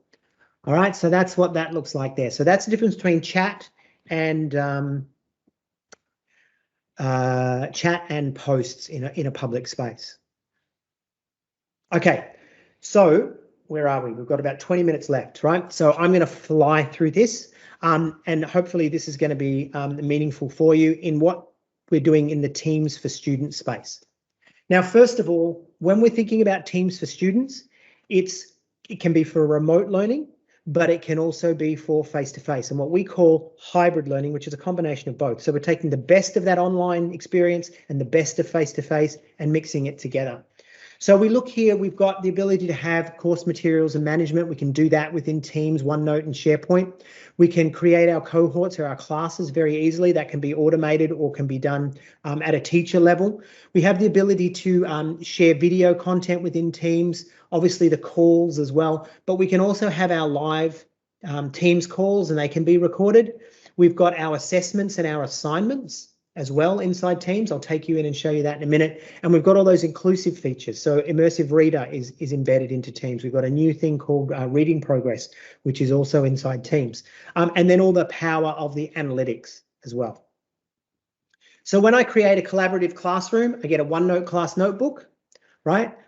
I get video, voice, chat, my content all can be inside that class. So you can see here, this class team, there's their units that they're doing. They've got their chat happening. They've got their files. So students can be asking questions of the teacher or asking questions of each other. And it's that collaboration, right, which we know is a 21st century skill. So the kids are helping each other. The kids are supporting each other. I, as a teacher, am supporting them as well. We've got all our Office 365 apps, Word, PowerPoint, Excel, OneNote, etc., all happening in that class team as well. We create a class team. It can support up to 5,000 kids, but really, if we're going to be using assignments and class notebook, we've got to be thinking that the limit is at 300. Students can't leave the team. It's invite only and it's hidden from everybody else in the department.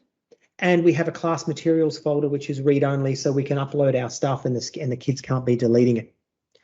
Adding the students to the class is really easy. It can be automated, but we can also share invite links with the kids, join codes. We can add our Outlook distribution groups, etc., and setting up our teams that way. We've also got the ability to make announcements, okay? So we can have announcements inside our team, but we can also do these announcements across teams, all right? So I could be setting an announcement. And maybe I'm teaching 4 different science classes. I can make one announcement and set it for the 4 different classes, and then they can be responding at a class level depending on the team. When we have our Teams meetings, you guys are on an A3 license, so you can have up to 1,000 people in a call at once. All right. You've got a 7x7 view, so we can have 49 people on the screen at once. The meetings can be recorded. We can have live English captions. We've got the ability to chat. I mean, you guys are experiencing this right now in this call. We can share our screen and our content. We can mute, change attendee status, remove participants, turn their cameras off, not allowing them to turn it back on, mute them, not allowing them to unmute. We've got background image and blur. You can see I'm here in Windows 95. The ability to raise hands. If you guys, were to click now and applause, for example, say you enjoy something, you can do a love heart, thumbs up, those kinds of things. All right, that's all in there as well. It's very interactive. We've got breakout rooms as well, so you can differentiate. Your students can be in multiple rooms, and you as a teacher can be dropping in and out of those. They can't be jumping in and out of the rooms themselves, but you as a teacher can. So very, very cool. We've got now the dynamic view, which you've probably seen on the video today. Okay, so we've got the ability to see everybody on the screen at once, or we can break them down into different views. We've got the ability to have your PowerPoint whilst at the same time seeing each other. Live meeting support, those live reactions that we just talked about. We've also got the ability to have attendee registration and email conversations. That's all being rolled out into Teams as we speak. But the other thing now is PowerPoint Live inside Microsoft Teams, which I haven't been using today because I'm doing demos. But you can do things like have yourself sitting at the bottom of the screen so people can still see you whilst we're going through our PowerPoint presentation. You can even have yourself overlaid over the top of the screen, etc. Really, really cool. And this is maturing all the time. So when we're working with our kids in remote access, or even if students are away, so we may, and this is hybrid, right? So we can have kids that maybe have some sort of illness, some sort of chronic illness. They can't come to school, but they don't need to miss out on the learning, right? So we can be delivering face-to-face and online at the same time. Live transcripts are coming as well, which is great. So it'll have speaker attribution, which means that as I speak, it will record as Jess speaks or as Katie speaks. It will record and create a transcript for that at the end and show who said what. And so that's really important for, discussions, for lessons, etc. The attendance report also, it will record who is there, how long they were there for the meeting. So if kids come in at the beginning and you take the roll and then they slip away and you don't realize they're gone, the AI will actually record it for you, right? So it's actually cool. Whiteboard as well coming in. So you can see here rich visuals, inclusive interaction. So I can be with a stylus, I can be writing onto my screen. It's collaborative and it really integrates really well with Teams and Teams meetings as well. Thing about OneNote is OneNote isn't so great for real-time collaboration with large numbers of people, whereas Whiteboard is. So you can actually bring Whiteboard into OneNote. So you may be looking at this going, okay, why would I use OneNote? Sorry, why would I use this and not OneNote? Because it's just much more seamless for that real-time collaboration. So it's about using both. And sometimes the right tool is OneNote and other times the right tool is Whiteboard. But it's really simple and really easy to use. So when we talk about, we've got about 13 minutes. So when we talk about the Teams assignment experience, we can be setting assignments inside Teams, and then the students will be receiving that inside their class team, right? So I can be setting the title, the instructions, but I can add resources like web links, Word documents, PDFs, OneNote pages, etc. Everything that the student needs for that assignment, I as a teacher can set it for them in the assignment when I build the assignment. I can set the number of points. I can create a rubric. So it's success criteria for the kids, but it also that rubric can be used for me when I'm marking, and I can just be going click, click, click, click, and it'll actually mark the assignment according to that rubric. I can assign to one team or multiple teams, so I can build one assignment for multiple classes and be sending that across. I can differentiate. I can set it to all students in that class or individuals. So I might have a low, intermediate, and a high level assignment, and I can determine which students get those. Due date, of course, time that it's due, do I want to allow late turn in, etc. And then when the student gets this, they get the student view, and everything that I have created for them is there. I could even create audio instructions for the kids that need that level of support and add that as a resource, or even a video. I can even add YouTube clips as resources for the video in there as well. Excuse me, I'm just going to clear my throat.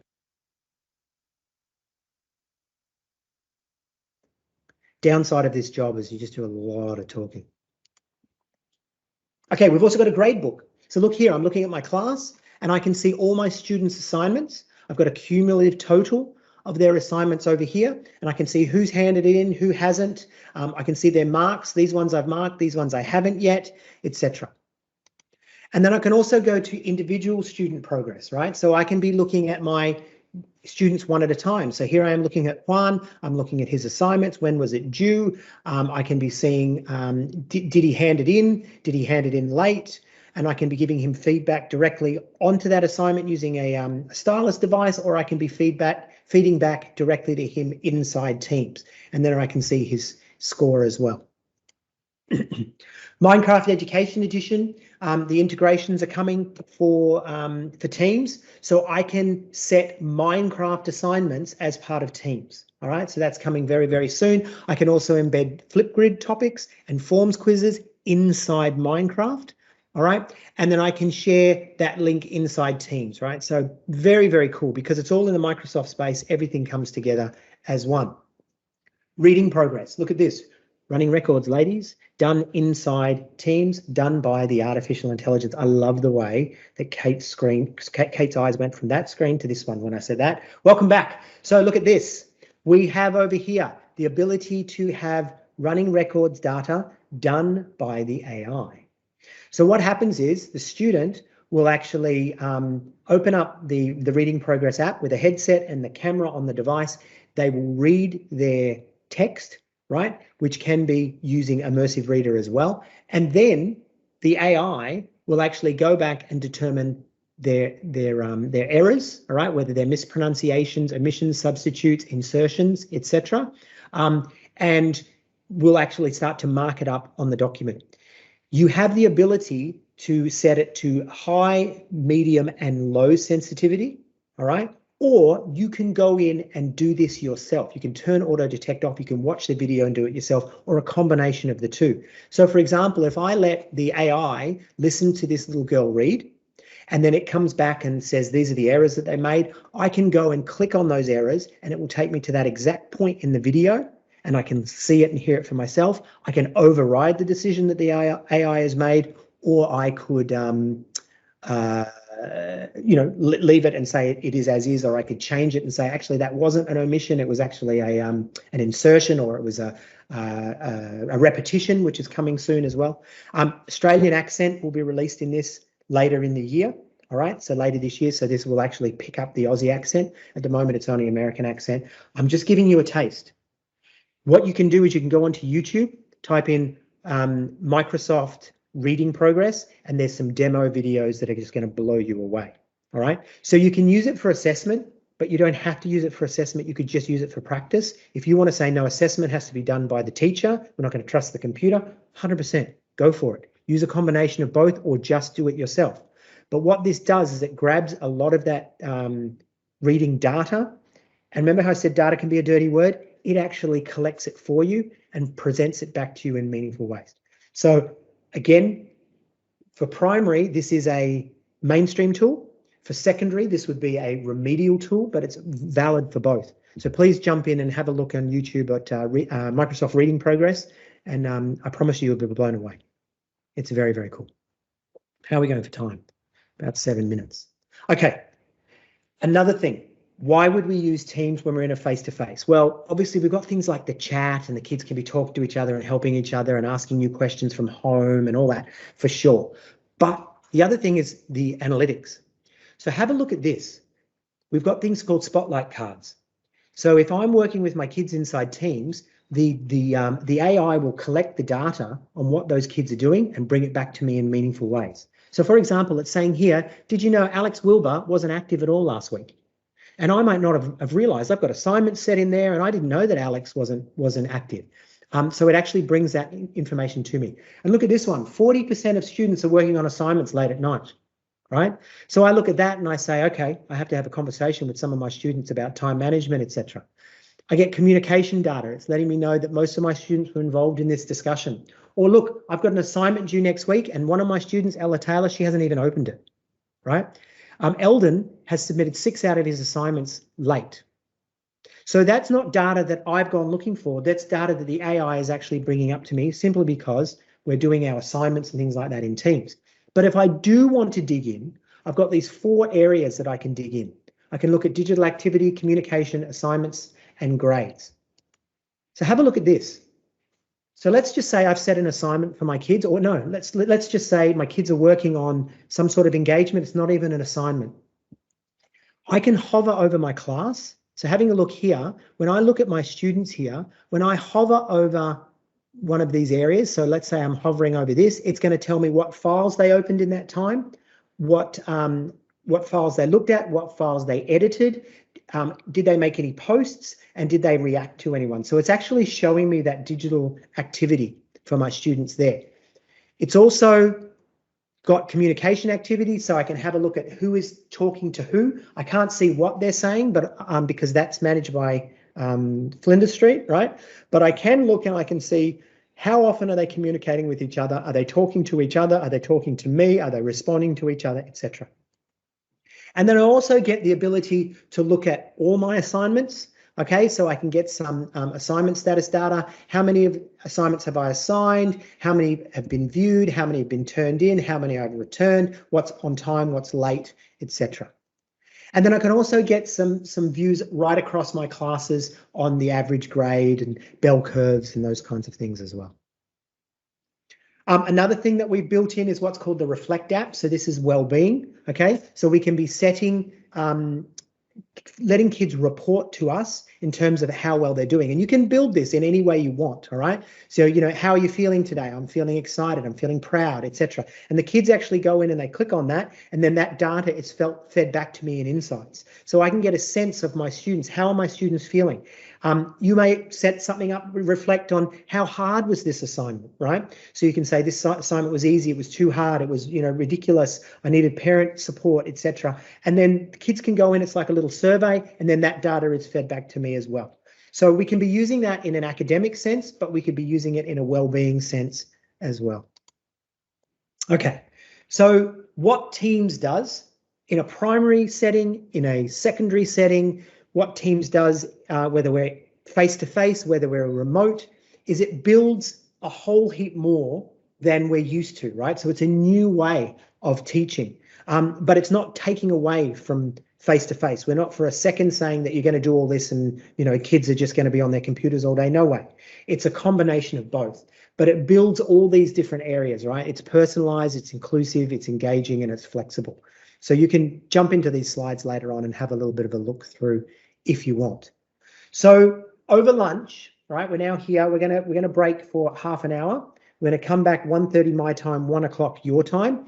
If you want to have a chat about how you would think Teams might be used with your students, or do this at a later point, by all means get in and have a bit of a reflect. But otherwise, we're going to stop now. We're going to come back after lunch. We're only going to be together for about an hour, maybe not even that long. And then you guys can have some time back. But yeah, enjoy your lunch. I'll stop the recording.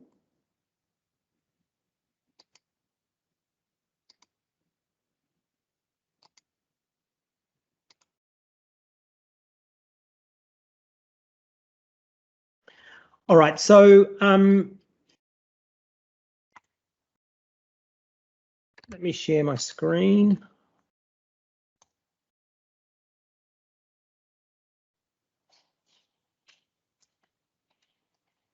Wrong one.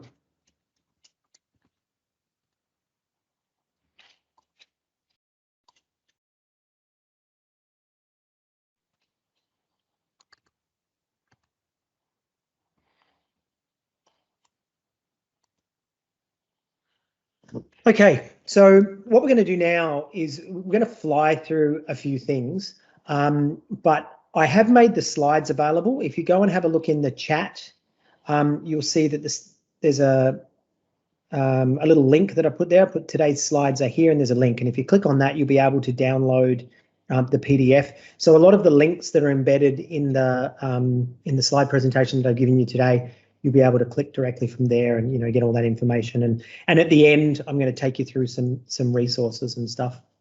But we're going to talk quickly about the inclusive classroom, and it is going to be quick. There is another day that we have in this session, or in this series, which is called the Inclusive Classroom, and that's where we will go in a real, you know, deep dive into this.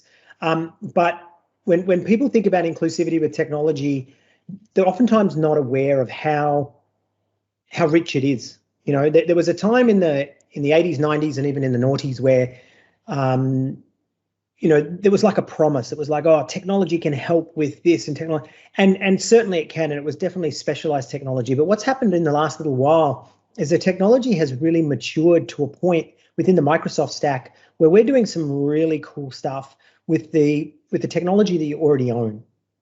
So we're not talking about, you know, special programs or, you know, special subscriptions. It's built into Word, it's built into PowerPoint, it's built into Teams, etc. And so we really do focus on these 4 different areas. And if you want to do a deeper dive, please speak to your principal or your STP person about coming along to that workshop. But we have some stuff around reading, and that's where we're the strongest, actually, in terms of what we have for reading support, and then writing support as well. And this is really actually, it's not in the order that we have it because maths would sort of come last. But in literacy, we are very strong. And so we're not talking about, you know, STEM. We're not talking about coding. We're not talking about robotics. We're talking about Microsoft is actually strong in reading and writing support. We have a little bit in math support that's growing all the time. And then speaking and listening as well. So what we do for the deaf, what we do for EAL, etc., is really quite strong. So I just encourage you to come along to that day or to explore my videos, which I'll share with you at the end. But we have a thing called Immersive Reader. Immersive Reader is a decoding and fluency tool, which is amazing.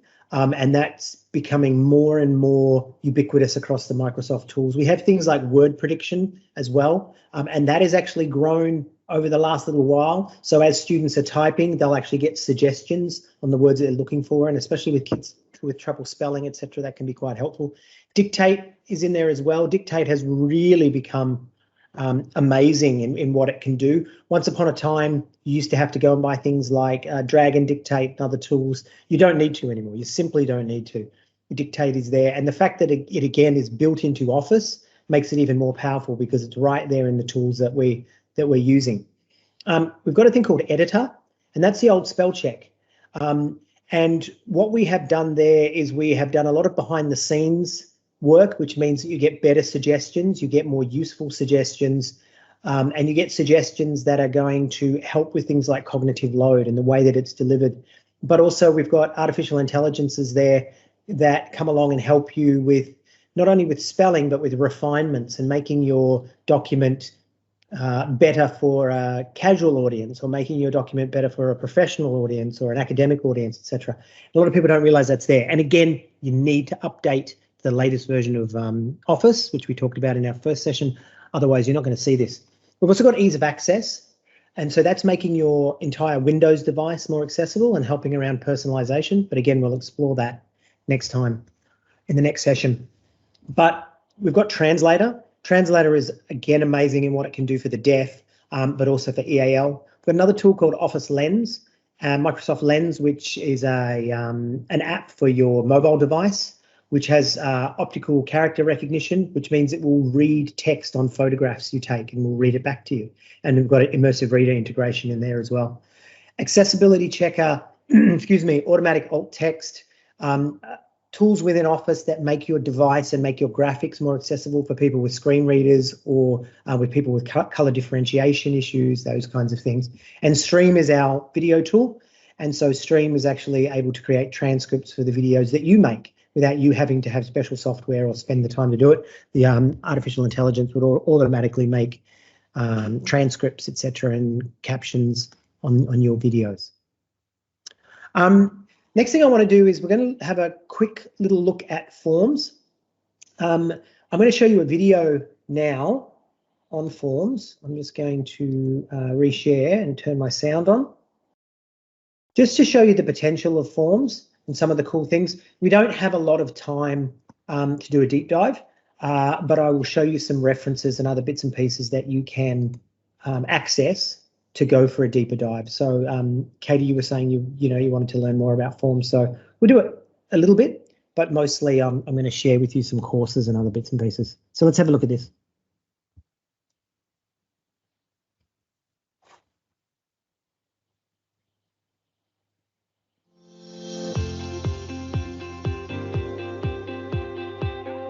If the mobile world is where our learners live, It's time for us to meet them where they are.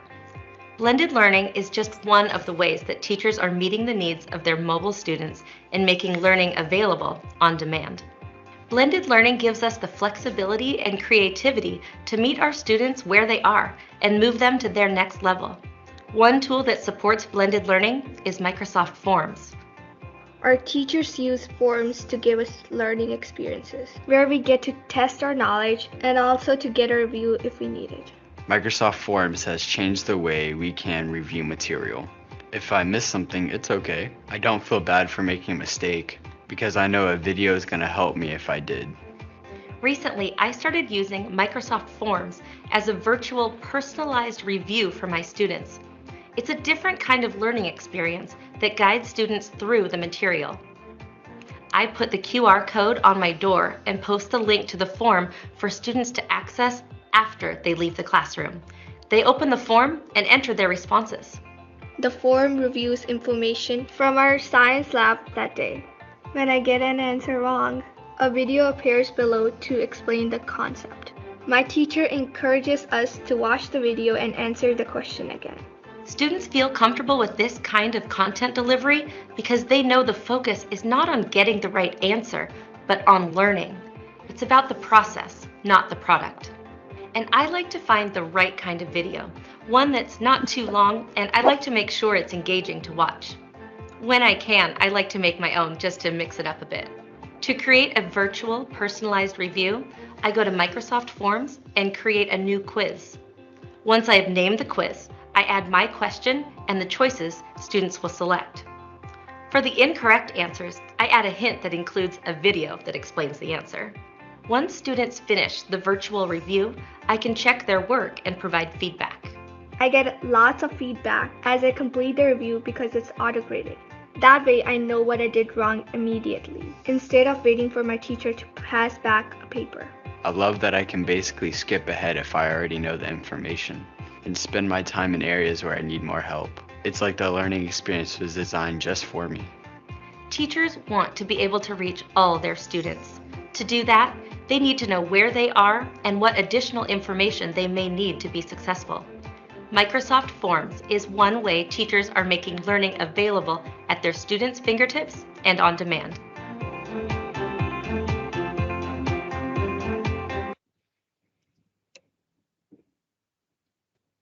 Okay, now normally I would get you to, because we'd be in Teams, I'd get you to open a forms assignment, but instead what I'm going to do is I'm going to take you in, I'm going to show you what this can look like. So just bear with me a moment. I'm going to go into forms. You guys can see this on my screen.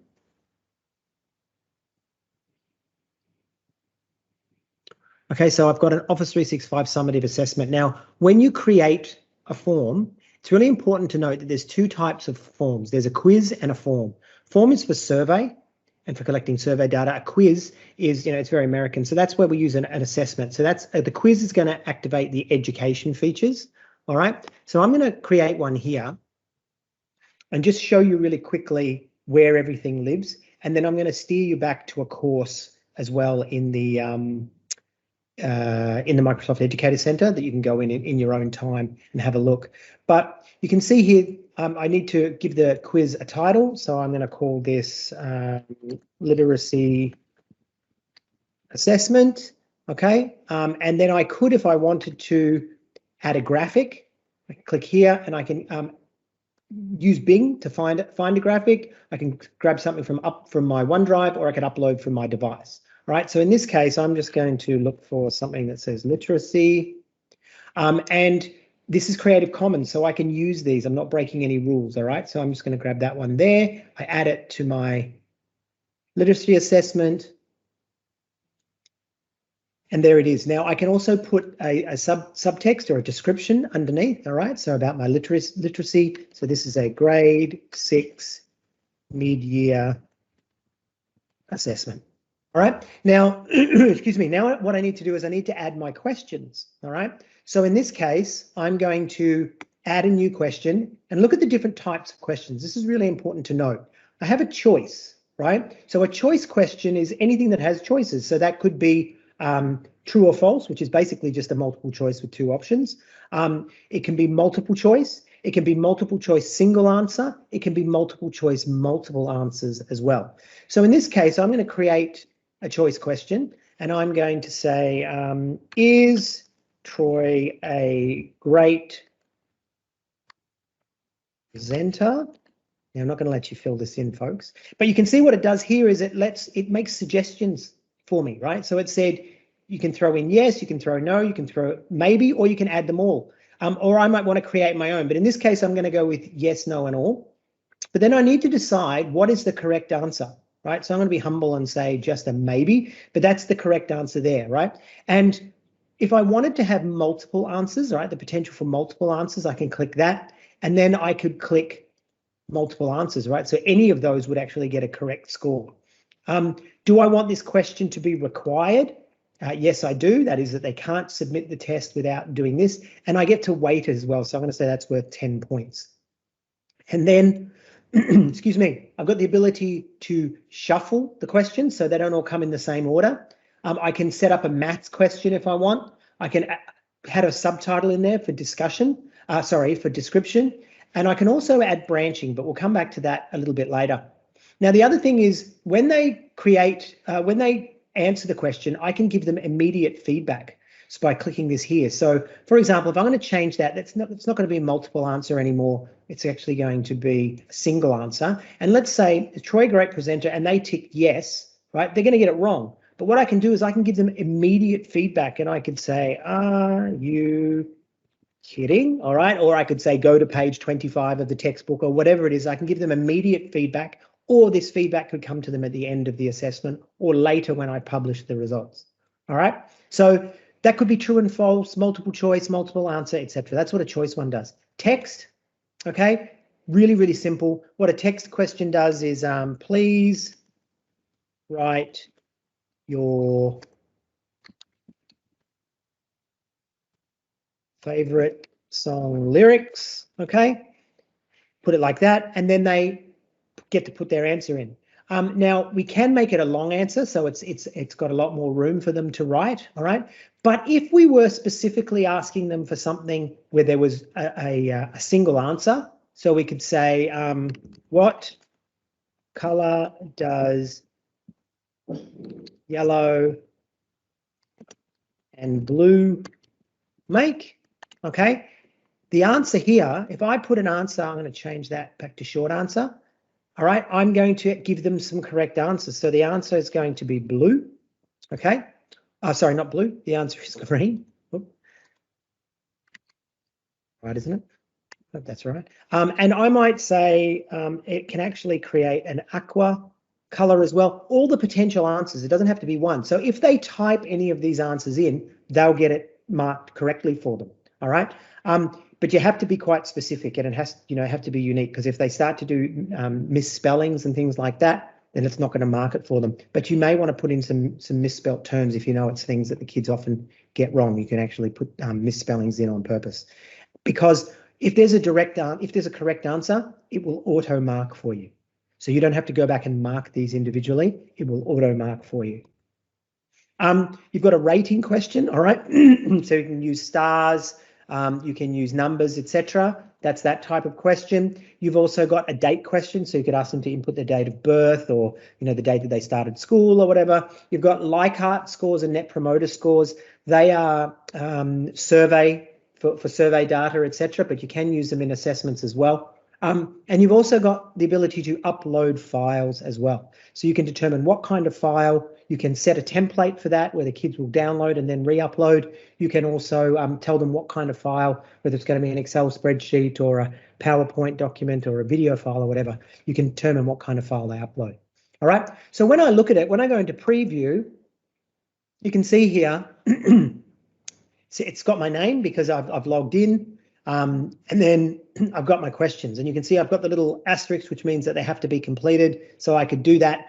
We've also got Immersive Reader, okay, in there as well. So Immersive Reader will read the questions to them, translate into multiple languages, etc. You can also see what it looks like on a mobile device as well. So you can see that's what it's going to look like on your phone. I can set a theme, okay, so we've got some themes that we've got as suggestions. We've got some basic colors and some pictures there.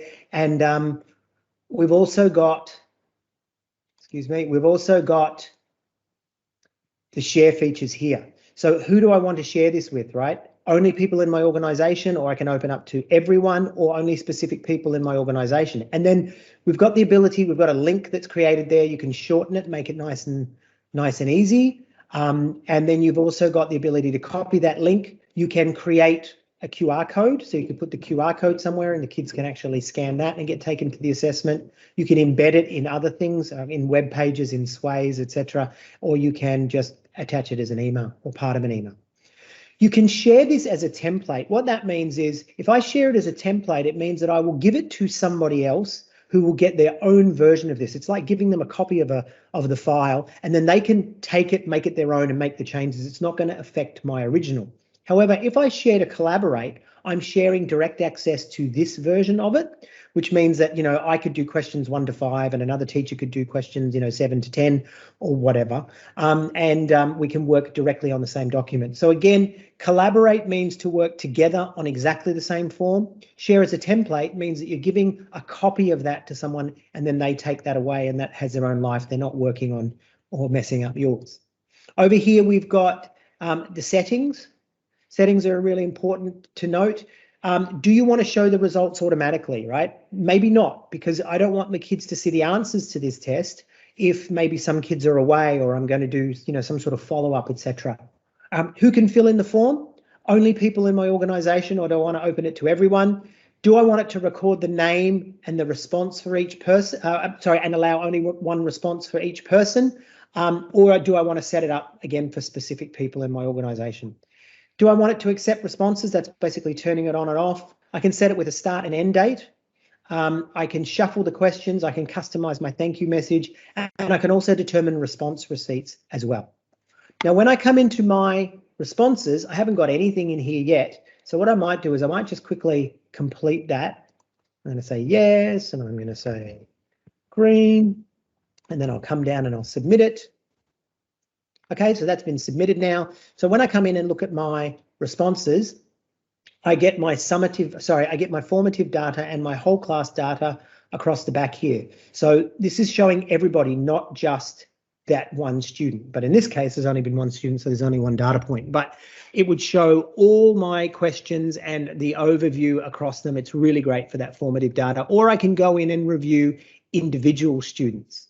Okay, and I can see what they've done, etc. But where it gets really cool is I can drag all that into Excel. So when I click here on Open in Excel, what it's going to do is it's going to create an Excel spreadsheet with all the data, the questions, the answers, the time it took for the students, their name, the feedback that was given, etc. It collects absolutely everything off this form.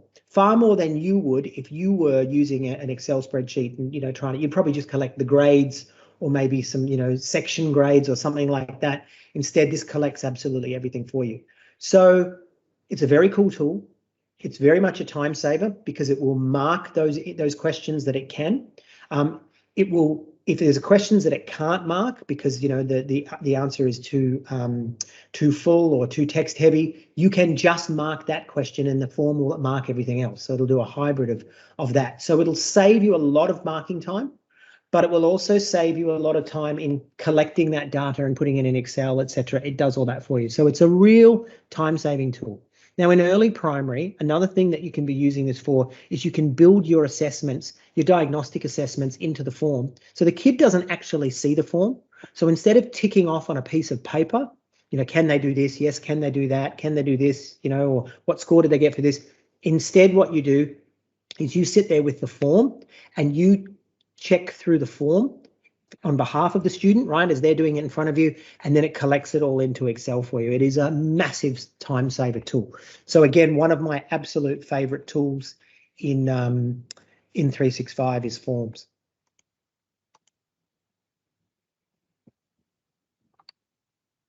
Right, I'm just going to share my PowerPoint deck again. Okay, another one I want to introduce you to is Minecraft. A lot of teachers get a bit freaked out by Minecraft because they think, oh, I don't know how to play. I don't either. And well, I do a little bit, but not really, right? I'm not very good at the whole gaming thing. And the cool thing about Minecraft is you don't need to be an excellent gamer to be able to use this with your students.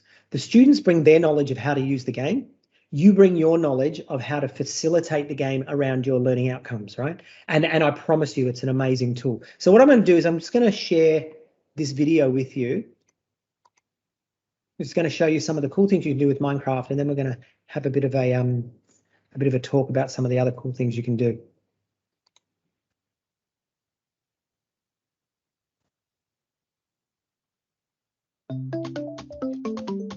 Minecraft is changing the way people learn already.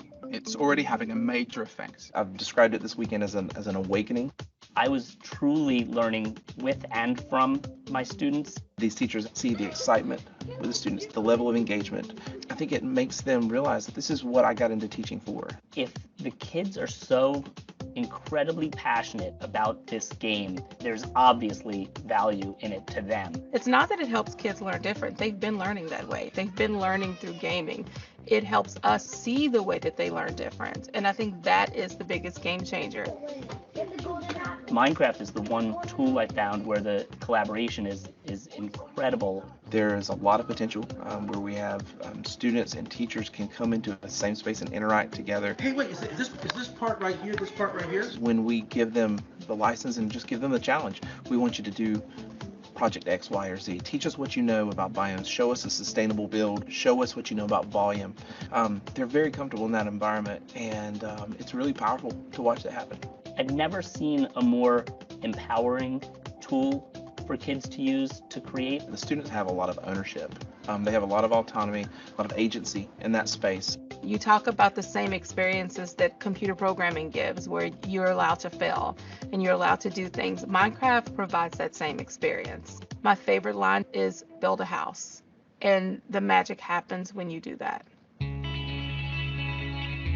To walk into the world that a child has created and to see their excitement, to watch their eyes light up. It is something that you honestly have to experience at least once in your life.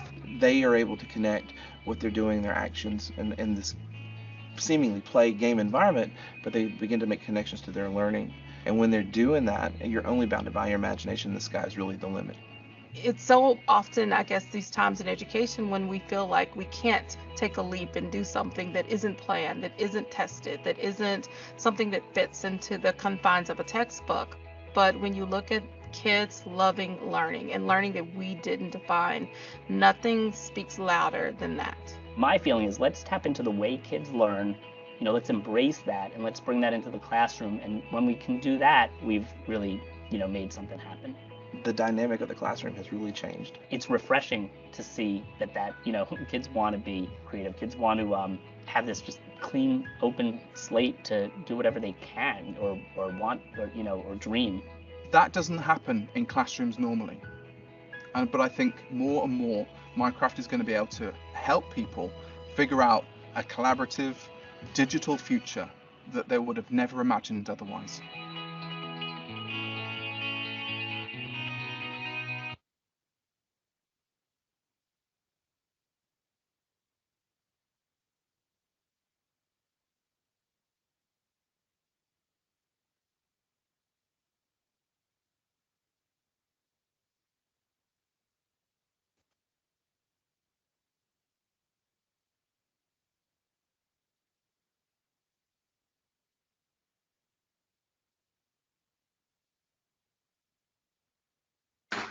You're on mute. Thank you. That's helpful. Okay, so let's talk about what we have. I'm going to say it all again. In Minecraft, let's get STEM out of the way first, all right? So we've got coding built into Minecraft. Now, the coding is not in the regular version of Minecraft. This is still the full version of Minecraft. What the kids love to do in Minecraft, they can still do in the education edition, but there's just more controls for the teacher and some sort of more education features, and one of them being the coding. So we've got Tinker, Scratch, and Make Code as the languages that can be used. So they can be doing block coding, as you can see on the screen. You've got that little agent there. So as the students are building their code, they can execute their code and watch it in real time. and they have that sort of split screen environment there. And so the little agent runs off and executes whatever they code. That can move on to JavaScript, okay, so to full JavaScript. So it can be a very mature level of coding, and also Python is now in there as well. So coding is there, and coding is definitely a big part of it. The other thing that we've done is we built chemistry into Minecraft, and you kids will probably know about this already, but it started in the Education Edition. So what you can do is you can set the number of protons, electrons, and neutrons, and you can create elements inside Minecraft, and then you can be using it in the Minecraft world. You can combine those in a compound creator. So for example, 2 of hydrogen, 1 of oxygen, creating water, and then using that in the Minecraft world as well. The other thing that we have is we have what's called a lab table. And so this is where you can take things from the Minecraft world and simulate experiments, compounds, elements, other things from the Minecraft world, and simulate the chain reactions, etc. And then we've also got a reducer table, so we can break things from the Minecraft world, rock or wood or whatever, break it down into its compounds, or break it down even into its elements. So it's where students can do science. Right, so if you look at some of those things like primary connections and some of these other ones where you're actually, doing experiments, you could actually have the kids doing them in the real world, and then they could also simulate those same experiments in the Minecraft world. Trust me, they'll love it. And that's the thing about Minecraft, right? It's all about the engagement. So I talked a moment ago about, that you don't need to be great with Minecraft to be able to use it, and within our team, within our learning delivery specialist team, there are some absolute guns in the Minecraft space that can, make it rain chickens and, create robots and do all kinds of stuff, right? And that's not me, right? I'm 50 years old, right? So I used to game, but not anymore. So I look at this stuff now and I think, it's wonderful, it's fantastic, and I can see it facilitate, but I don't want to go in and learn how to play Minecraft. And let's face it, 80% of the teachers are exactly like that. So if we were to sit here and say to you, here's all the cool stuff you can do with Minecraft, most of you would go, that's great, not relevant, moving on. But what I want to say to you is you can actually use this tool, you can facilitate it, right? Learn just the basics and learn how to facilitate and switch it on. And the kids will go in and do all this really cool stuff. So I want to show you this video, which pretty much says all that.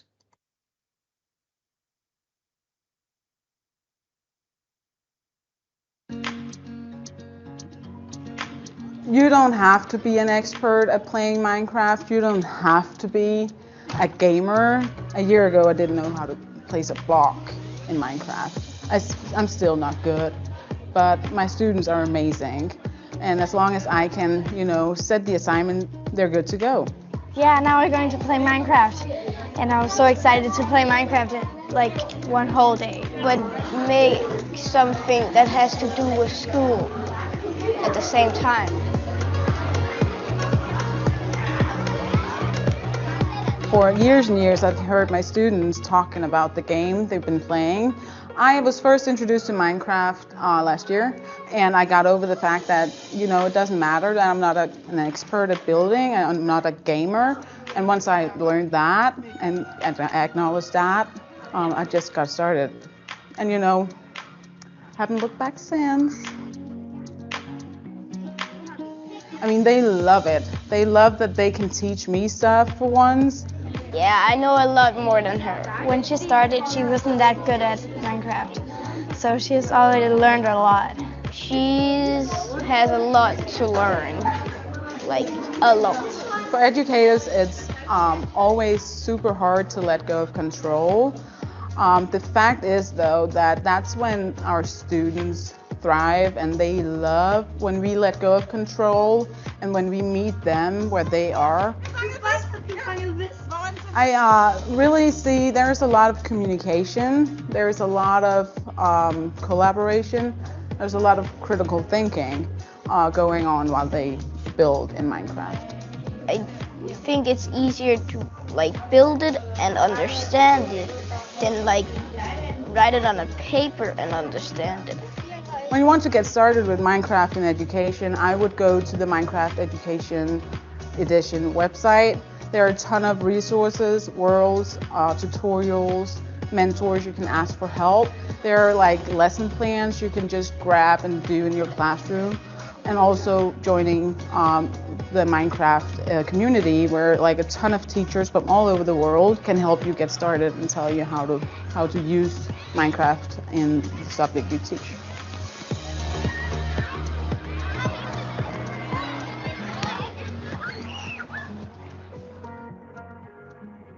Okay, I'll remember to come off mute this time. Make the same mistake twice. Okay, so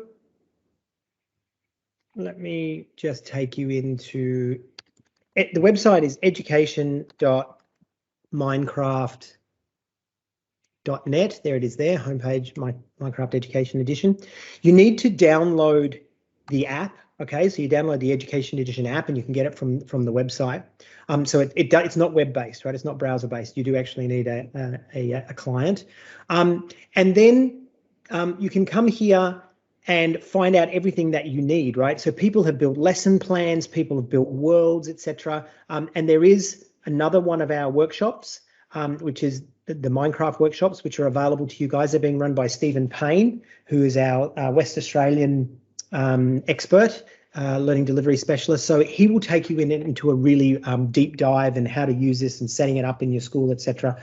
But you can see here, when I hover over how it works, there's all the academic research and that kind of thing, and what is Minecraft, how does it work, and then you can download the tools, information for educators, parents, IT admins, camps and clubs, and then around teaching with Minecraft, right? So you can get trained through the website. There are courses online here. You can explore the lessons. There's also some esports stuff in there as well, and we've got communities. So we've got Minecraft mentors. So these are teachers that are existing in the space, and so they can help you. And some will specialize in Minecraft in lower years. Some might specialize in Minecraft in maths. Others might specialize in coding or humanities or whatever. So I want to really encourage you to jump into that. So that was education.minecraft.net, and remembering that Stephen Payne is going to be running a workshop in a few weeks. So reach out to your STP person or reach out to Cindy Dennison, and she'll let you know all about that and how to connect with that. So I'm gonna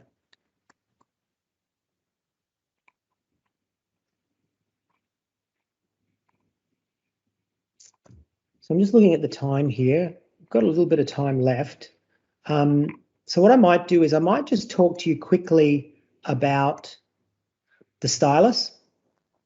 Actually, I'm going to have to reshare with my sound, excuse me.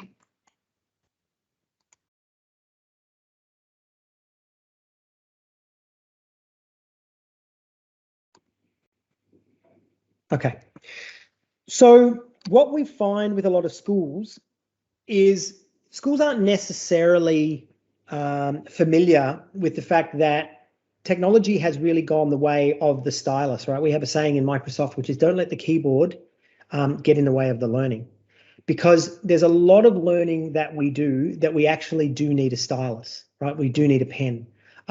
In terms of, and I'll steer you to some videos if you want to go and dive into the research, but there's a lot about organizing our thoughts and being able to demonstrate our learning is much easier through the pen. I mean, try and do maths with a keyboard, right? It's nearly impossible. You really need to be able to, write out your, there's my dog. You need to be able to write out your equations and those kinds of things, but it's much deeper than just that. But again, I'll steer you to some videos, right? But when we think about some of the ideas on these pages, and some of what you're seeing here are actually some very, very famous people have coming up with some amazing ideas, right? So we think, could Einstein have expressed his ideas using a keyboard only? Or what about Marie Curie? These are her notes, still radioactive, and she saved millions of lives through working with radioactive materials leading to cancer treatments. And you can see how important being able to easily draw diagrams and symbols to express her ideas were, right? That couldn't have just been done on a Word document.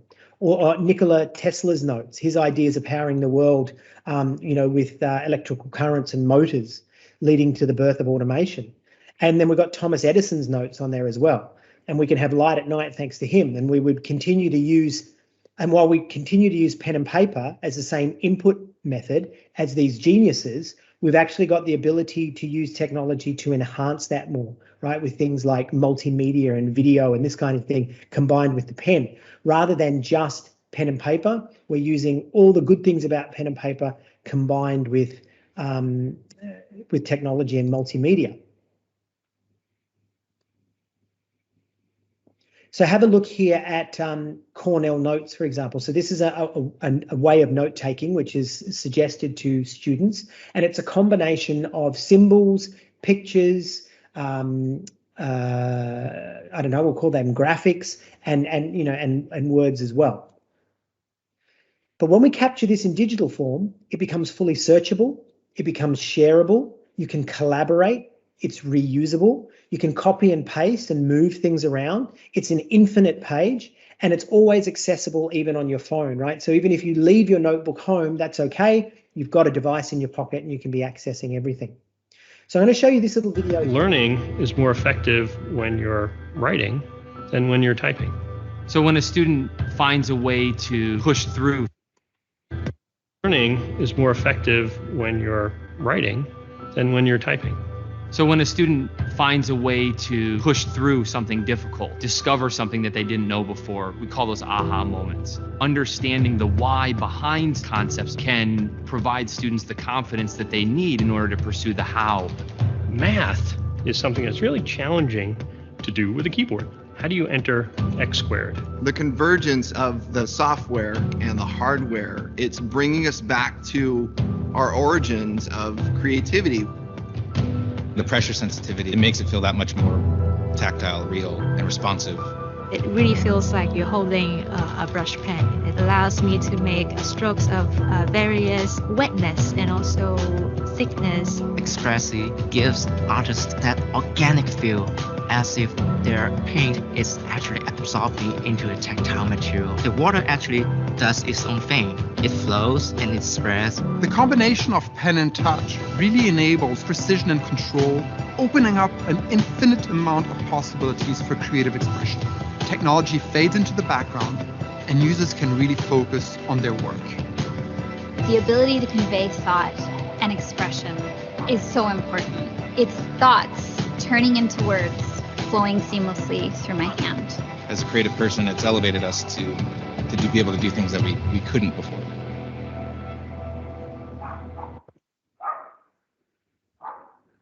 Okay, sorry about my dogs, but they're a bit noisy at the moment. So with inking, right, with stylus, you can express your ideas more freely. You can track and take notes with ease. We saw the creativity in there as well. And then there's all the enhancements around M365 and the ability to be writing directly into documents, etc. I mean, my pen is, you know, it's a bit hard for you to see at the moment, but my pen is something that I use on a daily basis on my device now. It's not just about using the keyboard. The other thing I just want to quickly note is that, especially with remote access and with one-to-one schools, the device is really now so much a part of the campus. And so this is more, you know, when I talk to leaders, but we need to make sure that we have a good ICT strategy and that we have a good ICT plan in place. All right, we're nearly at the end, but actually I'm going to take you one back. Guys, what I want you to do is, if you haven't done this already, is to create an account on that education.microsoft.com website.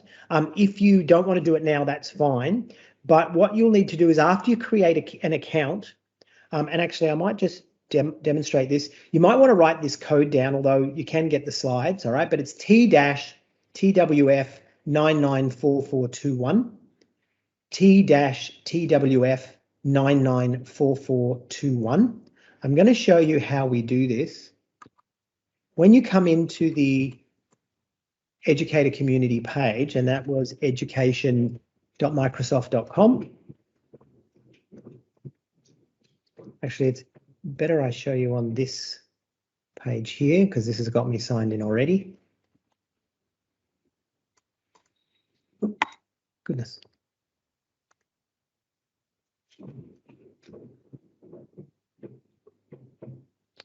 Okay, so I've already got an account, all right?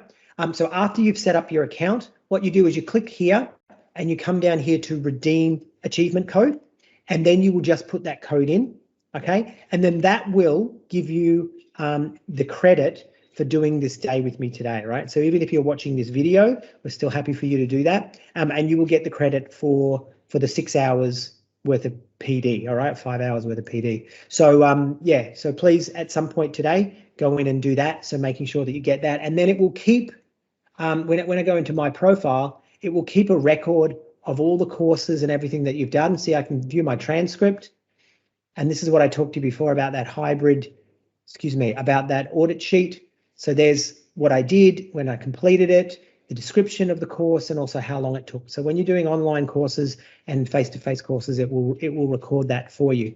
All right. So if you want to get the recognition for today, remembering you could also just keep the email invitation.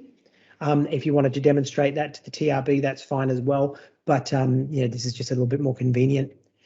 So yeah, so that's what that looks like. So again, that code was T-TWF994421. So after you have created an account, add that code, and Bob's your uncle. Now, another thing that we are making available to you, and I'm doing this with a lot of schools around the country at the moment, is, and we talked about this, Kate, a moment ago, is letting me help you with your team strategy and design, because it is quite, it's not laborious work, but it's quite precise work. And I work with schools all the time and help them with this, and I can help you as well. So if you want to make a time for me to come and work with your steering body around teams, what I do demand though is that we have a member of the executive. All right, so whether that's the principal or a vice principal who has the ability to sign off on what's discussed, representatives of teaching and learning, e-learning. If you've got an IT specialist who can come along, that's really good as well. And what we do is we do a 2-hour strategy and planning workshop. So it's not just me teaching you, it's us together doing that planning and doing that strategizing. And we can do it via Teams. I was supposed to be in Adelaide last week, or maybe this week. It's all blurs together now. I think it was this week. And of course, COVID ended that. So I had a number of schools set up for that. In a couple of weeks, I've got some schools set up in Adelaide and, but anyway, Victoria as well. So yeah, reach out to me if that's what you want to do. This is free. It's just a matter of finding the right time where we can get all your teachers and leaders together. But the reason why we get all those people together is because otherwise, if I just pitched to, pitch the dream, etc., to just you're going to go back and, trying to sell it to them. And it's just better to get everybody together. I know what I'm talking about. I know the language. I know the product. I'm a teacher. And trust me, I can get through to them. I don't mean that in an arrogant way. It's just the reality, right? It's what I do for a job. So yeah. If you're keen, please reach out to me, and I'd love to come and meet with you guys and help you set this up. I promise you what it will do is it will save you a whole lot of pain and a whole lot of work. Instead of having to go in and find out for yourself, I come in and show you how. And yeah, it's really worth doing. The Microsoft Innovative Educator Expert is open now. I'm getting tired. That is, if you want to make an application for that, you can do that now. We'd love to have you on board. I have a whole heap of webinar recordings at this link here, aka.ms/TroyYT. This is my YouTube page. I joke with my kids that I'm an influencer and have my own YouTube page, and they all but spit at me. They know that's not true. But I've collected workshops and webinars and things. So there's workshops and webinars there on forms, Kate. You can go in and watch a whole hour on how to use forms. There's and not because they're mine, but because, it sounded really bad saying this, but they are wonderful. I've made some really, really good webinars and workshops on accessibility and learning support and this kind of thing, right? So please jump in and have a look at those. There's how to use OneNote, how to use, etc. And then I've also got some links or some other pages that are on there where other people have done some amazing stuff, and you can jump from my page and to see short, sharp clips on how to do this in OneNote, or short, sharp clips and how to do this in Teams, whereas mine are more whole webinars. there's some really good stuff on that page. So I do invite you to go in there, aka.ms/TroyYT. And lastly, as I said to you at the beginning, if you want to stay connected, I am there on Twitter, LinkedIn, and Facebook. You can follow me on those. You don't need to add me, which means I don't go in and see, the photos of you with your partners and kids and all that kind of stuff. I get it. But I don't post that on mine either. But please feel free to connect with me, because as new stuff comes up, as updates come along, I push it out there, and it'll just start turning up in your Facebook feed if you're following me, or in your LinkedIn feed or whatever. So by all means, connect with me. And especially around that accessibility stuff, I do that all the time. So as I said, those slides are there in the chat. If you're watching the video, the slides will be available from Cindy Dennison, who probably put you onto this, and she may have already sent you the slides along with this video, so you can grab that there. Other than that, look at that, we're about 15 minutes early, so I'll give you some time back, as we say at Microsoft, and you can go and spend time with your families or your kids or whatever it is you're going to do.